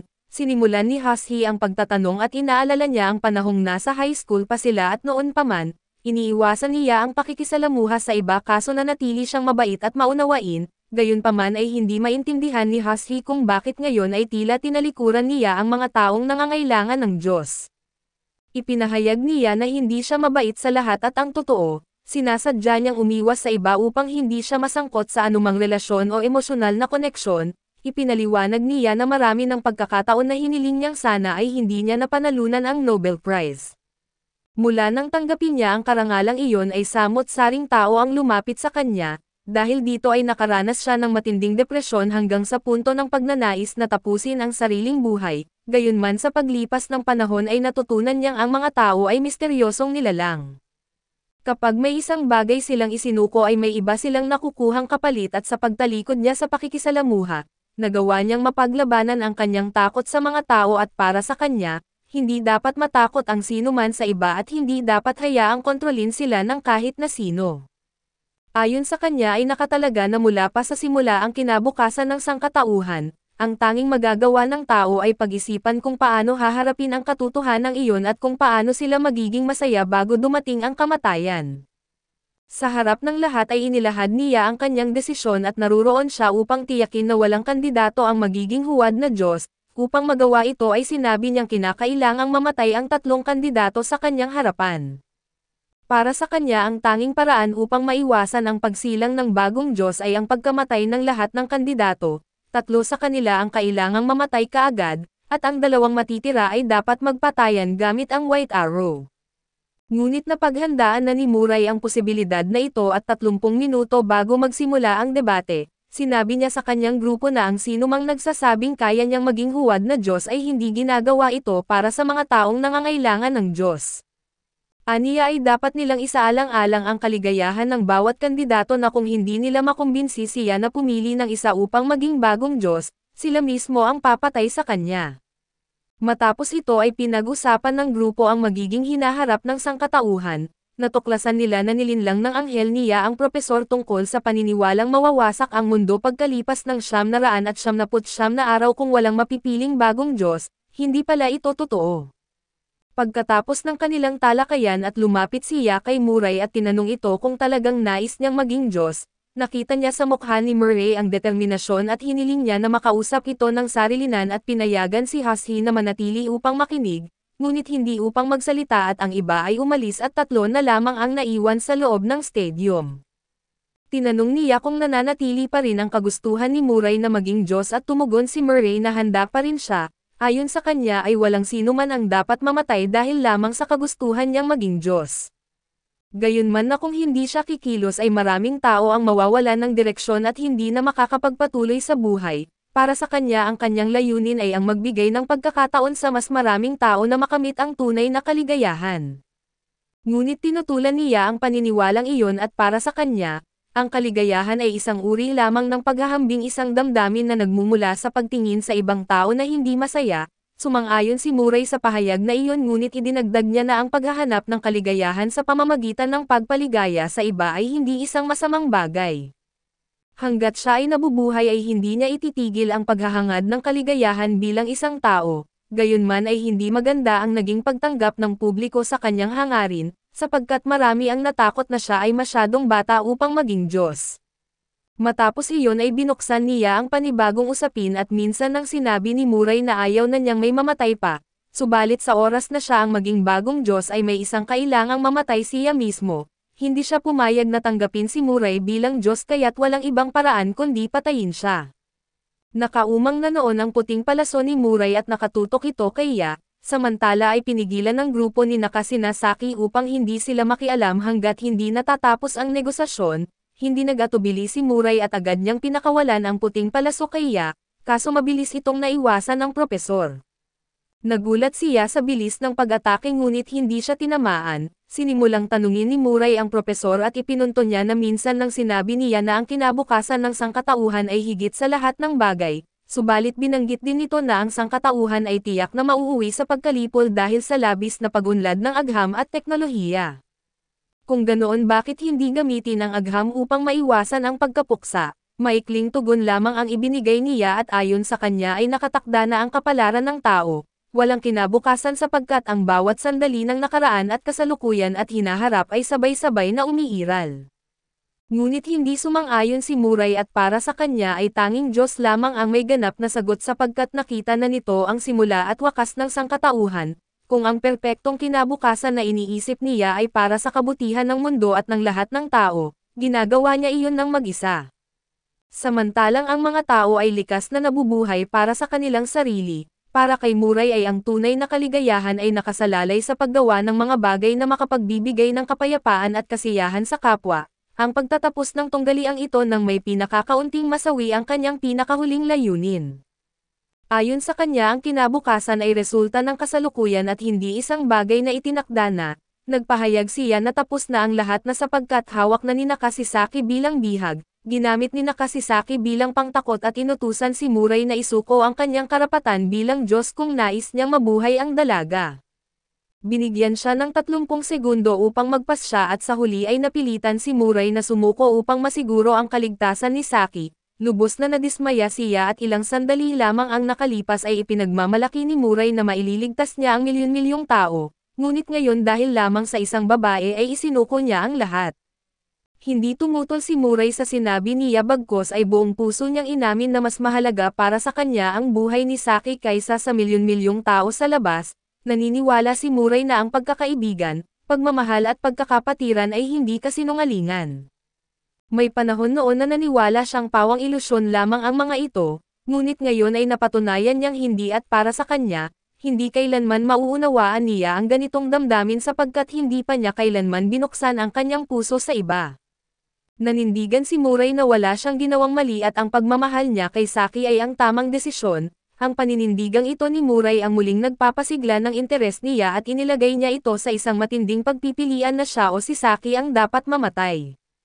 Sa totoo ay wala na sanang plano siya na buhayin pa si Muray kapag sumuko ito sa pagiging Diyos. Muling nagsimula ang 30 segundo na pagbibilang at habang unti-unting ibinababa ni Muray ang kanyang palaso ay nagsalita si Naz. Ipinaalala niya kay Muray na kung mamamatay siya at hindi na niya kailanman matatagpuan ang sarili niyang kaligayahan, binabalikan niya ang pangako nilang dalawa noong una silang nagkita na hahanapin ni Muray ang kaligayahan hindi lamang para sa kanyang sarili, kundi para rin sa kanyang pamilyang namayapa. Sa huling 5 segundo ay muling sumagi sa isipan ni Muray ang imahe ni Saki at sa kabila ng lahat, pinili pa rin niya ang dalaga at hinayaan niyang tamaan siya ng puting palaso nito kaso ilang sentimetro bago tumama ang palaso, biglang lumipad si Naz upang hilahin siya palayo. Habang nasa gitna ng paglipad ay bigla siyang huminto at bumitaw kay Muray, dahilan upang ito ay mahulog at pagkatapos ng insidente, si Naz ay pinarusahan at ibinaba ang kanyang ranggo dahil sa paglabag sa batas ng mga anghel nang makialam siya sa desisyon ng isang kandidato. Dahil dito si Muray ay pinayagang gamitin lamang ang pulang palaso at ang kanyang mga pakpak, pinili niyang panatilihin ang pulang palaso at habang ibinigay naman kay Saki ang puting palaso at ang mga pakpak at dinais ni Saki na mamatay si Muray, kaya't pinagdesisyonan niyang ialay ang sariling buhay kapalit ng sa kanya. Subalit sa parehong oras ay ayaw rin niyang mamatay sapagkat gusto pa rin niyang hanapin ang sarili niyang kaligayahan. Samantala ay ginamit ni Yumi ang kanyang mga salita upang baguhin ang isipan ni Naka at ipinaalala niya sa bata na marami na siyang napatay, ngunit lahat ng mga iyon ay mga taong kusa ng gustong mamatay. Hindi pa siya kailanman nakapatay ng isang taong may matatag na kagustuhang mabuhay, kahit na siya ay tinamaan ng pulang palaso at nananatili pa rin ang sarili niyang kalooban at ipinunto ni Yumi na pinahahalagahan ni Naka ang buhay ng iba higit pa sa kanyang sarili. kaya't ang pagpatay sa isang taong gustong mabuhay ay labag sa kanyang sariling prinsipyo. Ang mga salitang ito ay tumatatak ng malalim sa isipan ni Naka at habang iyon ay nangyayari, kahit ibinaba ang ranggo ni Noz ay hindi pa rin siya tumigil sa paghimok kay Murray na huwag mamatay at gayunman, mas natatakot si Murray na makita si Saki na mamamatay sapagkat iyon ang magdudulot sa kanya ng tunay na kalungkutan. Kaya tinutusan niya si Husky na ibaba siya upang patayin niya at kaagad namang pinakawalan niya ang puting palaso at bago siya tuluyang tamaan, humingi si Murray ng tawad sa kanyang mga magulang at kay Saki at sa sandaling iyon, dumating si Saki upang subukang iligtas siya. Makalipas ang ilang sandali nagsama-sama muli ang lahat at kabilang si Naka, humingi ng paumanhin ang batang kandidato kaya dahil hindi niya kayang hayaan na magpatayan ang mga tao. Ang pamamaraan niya upang matiyak na walang magiging bagong Diyos ay ang pagpatay sa isa't isa ng mga kandidato. Tila inasahan na ito ng propesor at layunin niyang makuha muli ang puting palaso at muling nag-alinlangan si Naka, ngunit bago siya kumilos ay biglang lumitaw si Yuri mula sa likuran at kinuha ang puting palaso mula sa kanya, ipinakawalan niya ito patungo kay Ya sa pag-aakalang mamamatay ito ngunit hindi iyon ang nangyari. Muli ay iniligtas ni Noz ang buhay niya at lahat ay nagulat at inakala nilang muli siyang ibababa sa ranggo, ngunit sa halip si Noz ay muling naitaas at ipinaliwanag na hindi ito lumabag sa batas dahil ang niligtas niya ay hindi ang sarili niyang kandidato. Pinaliwanag ni Noz na ginawa niya ito dahil alam niyang ayaw ni Murray na may mamatay pang ibang tao. Ibinigay niyang muli kay Murray ang puting palaso at mga pakpak subalit tumanggi ito at muling nagsalita siya at tinanong kung bakit pinili ni Naka ang magtaksil. Nanindigan ang bata na tama ang kanyang ginawa. Para sa kanya ang buhay ng bawat isa ay dapat na pagpapasyahan ng sarili nilang kalooban, at bawat desisyon ay may bigat na nagbibigay halaga sa kanilang buhay at hindi niya gustong maging dahilan ng kamatayan ng iba para lamang sa pansariling kagustuhan. Sinabi ng propesor na hindi siya isang henyo tulad ng sinasabi ng mga tao at isa lamang siyang mangmang. Ang tinatawag na katalinuhan ay bunga lamang ng kanyang mga nagawa at isa siyang hangal sa paniniwalang may sino man na kayang ganap na makamit ang lahat, at higit na hanggal sa pangungutya sa mga taong nagsusumikap upang gawin ito. Tinawag naman siya ni Yuri na isang mapagkunwari ngunit para kay Naka at sa iba, hindi ganoon ang kanilang tingin sa kanya at nakalikha siya ng maraming bagay at nakatanggap ng maraming karangalan at mga Nobel Prize, kaya't tinawag siya ng mga tao bilang isang henyo. Inamin ng propesor na tama si Husky at dahil sa kanyang pag-iwas sa pakikisalamuha, hindi niya kailanman naunawaan ang damdamin ng iba at wala siyang kaibigan, walang pag-ibig, isa siyang duwag na walang kakayahang makaramdam. Tiningnan niya ang mga anghel bilang mga demonyo at sa kanyang pandinig ay paulit-ulit na binubulong ni Menon na maaari niyang ilantad ang katotohanan ng pagpili ng Diyos at matuklasan ang tunay na dahilan nito. Ngunit ang nais lamang talaga niya ay ipaalam sa sangkatauhan na ang Diyos ay hindi umiiral. Matapos niyang sabihin ito ay tinalikuran niya ang lahat at gayunman, nagsalita si Murray upang paalalahanan siya at ayon sa kanya, ang mga tao ay nakakahanap ng kaligayahan sa pamamagitan ng ibang tao. Ang sinasabi niya na ginagawa niya ito para sa sarili ay sa katunayan ay ginagawa niya rin para sa sangkatauhan. Pagkarinig nito ay nagpasya ang propesor na tatapusin na niya ang sariling buhay upang si Murray ang maging bagong Diyos, pagod na siya sa walang katapusang paghahanap ng katotohanan sa pamamagitan ng pagpatay sa mga kandidato.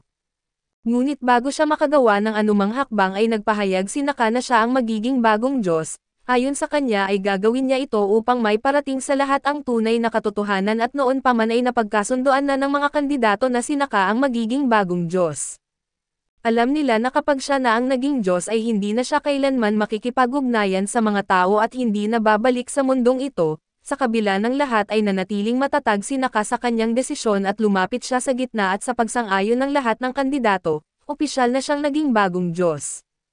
Pagkatapos noon ay umalis siya kasama ang mga anghel at sa sandaling iyon, tila huminto ang pag-ikot ng oras at natigil ang lahat ng bagay sa kalawakan at pagkatapos ng lahat, pinili ni Naka na burahin ang lahat ng alaala tungkol sa laro ng pagpili ng Diyos sa buong mundo, maliban sa mga dating kandidato. Matapos niya itong gawin, nagsanib siya sa dating Diyos at tuluyang naging bagong Diyos pagkatapos ay umalis na, lahat ay tila bumalik sa normal at ang mga natitirang kandidato ay nagpatuloy sa kani-kanilang buhay. Sa langit ay naramdaman ni Naka ang nilalang na binanggit ng propesor na nasa loob ng kanyang katawan, ipinaliwanag ng anghel na aabutin ng mahabang panahon bago tuluyang magsanib ang dalawa bilang iisang pagkatao. Si Naka ay nakipag-usap sa dating Diyos na nasa loob niya. Itinanong niya kung alin ang nauna, ang Diyos ba o ang tao, subalit ang sagot ng dating Diyos ay malinaw. Ang Diyos ang lumikha sa tao at may isang nilalang na unang lumikha sa Diyos bago pa man ito lumikha ng mga tao. Ipinasya ni Naka na hanapin ang katotohanan iyon upang may parating niya ito sa propesor. Samantala sa mundo ay nagpatuloy ang buhay ng lahat at si Yuri ay nagbalik bilang katulong ng propesor, at patuloy pa rin itong nagsasaliksik tungkol sa pulang palaso na iniwan ni Naka. Si Murray at si Saki naman ay nangakong magpapakasal at magbubukas ng tindahan ng bulaklak balang araw, kahit hindi pa sila opisyal na magkasintahan. Lumipas ang maraming taon ay ipinakilala ni Murray ang sarili sa mga magulang ni Saki at nagsimulang manirahan silang dalawa, naging payapa at masaya ang kanilang buhay at makalipas pa ang ilang taon sila ay tuluyang nagpakasal. Habang patuloy na hinahanap ni Naka ang kasagutan ay binabantayan din niya ang buhay ng mga dating kandidato. Natupad na ang pangarap ni Murray at Saki na magkaroon ng tindahan ng bulaklak at sa langit, isang araw ay katumbas ng 6 na taon sa lupa. Muling tinignan ni Naka ang propesor na abala pa rin sa pag-aaral ng pulang palaso. Sa labas ay narinig niya ang malakas na boses ni Yuri na may dalang isang parsela at nang buksan ito ng propesor, natagpuan niya ang isang bulaklak na ipinadala ni Murray. Hindi inasahan ni Yuri na may ituturing pala siyang kaibigan ang propesor. Ngunit itinaman nito at sinabing hindi iyon kaibigan kundi isang kasamahan at sa kabila ng bahagyang pagkamuhi niya sa pag-aakalang sinayang ni Murray ang kanyang oras, hindi pa rin niya napigil ang ngumiti at unti-unting bumuti rin ang buhay ng iba. Na-promote si Hashi bilang direktor at ang nakababatang kapatid ni Naka ay nagkaroon ng trabaho sa isang sakahan, maayos at payapa ang kanilang pamumuhay ngunit nang sinimulang hanapin ni Naka ang mga taong ayaw ng mabuhay, labis siyang nabigla dahil napakarami pa rin ng mga ito. Kahit wala ng Diyos ay marami pa ring tao ang nais mamatay, dito nagsimulang manginig ang kanyang paniniwala at nagduda siya sa kanyang sariling mga ideal at napagtanto niya na maraming tao ang masyadong mataas ang tingin sa sarili kaya hindi na nila nakikita ang mga naghihirap, samantalang ang mga dukha ay patuloy na lumalaban para mabuhay. May ilan na umaabuso ng kapangyarihan at may ilan na nananakit at pumapatay at dahil dito, milyon-milyong kaluluwa ang muling nanalangin sa Diyos ay nayayanig si Naka at nagtanong kung ano ang ginagawa ng dating Diyos sa ganitong mga sandali. Ang sagot nito ay simple at pinagmamasdan lamang niya at ang tungkulin ng Diyos ay lumikha ng buhay sa mundo at sa paglipas ng panahon, ang buhay ay kusang damadami kahit hindi siya makialam kaya't pinili niyang walang gawin. Ngunit nag-alinlangan si Naka at naisip niya kung tama bang hayaan na lang mabuhay at mamatay ang mga tao sa sarili nilang paraan. Naisip din niya na kung siya ay mamatay ay maaaring masira ang langit pero nang mapansin niyang nawala ang pulang palaso na iniwan niya sa propesor, napagtanto niyang malalaman nito na ang Diyos ay namatay. Kaya't habang hindi nakatingin ang kanyang tagapangalagang anghel, ginamit ni Naka ang puting palaso at itinusok iyon sa sarili niyang katawan at isa-isa nang naglaho ang mga anghel kasabay ng pagkawala ng Diyos. Binati ni si Mino dahil sa matagumpay nitong pagwasak sa langit bago siya tuluyang naglaho.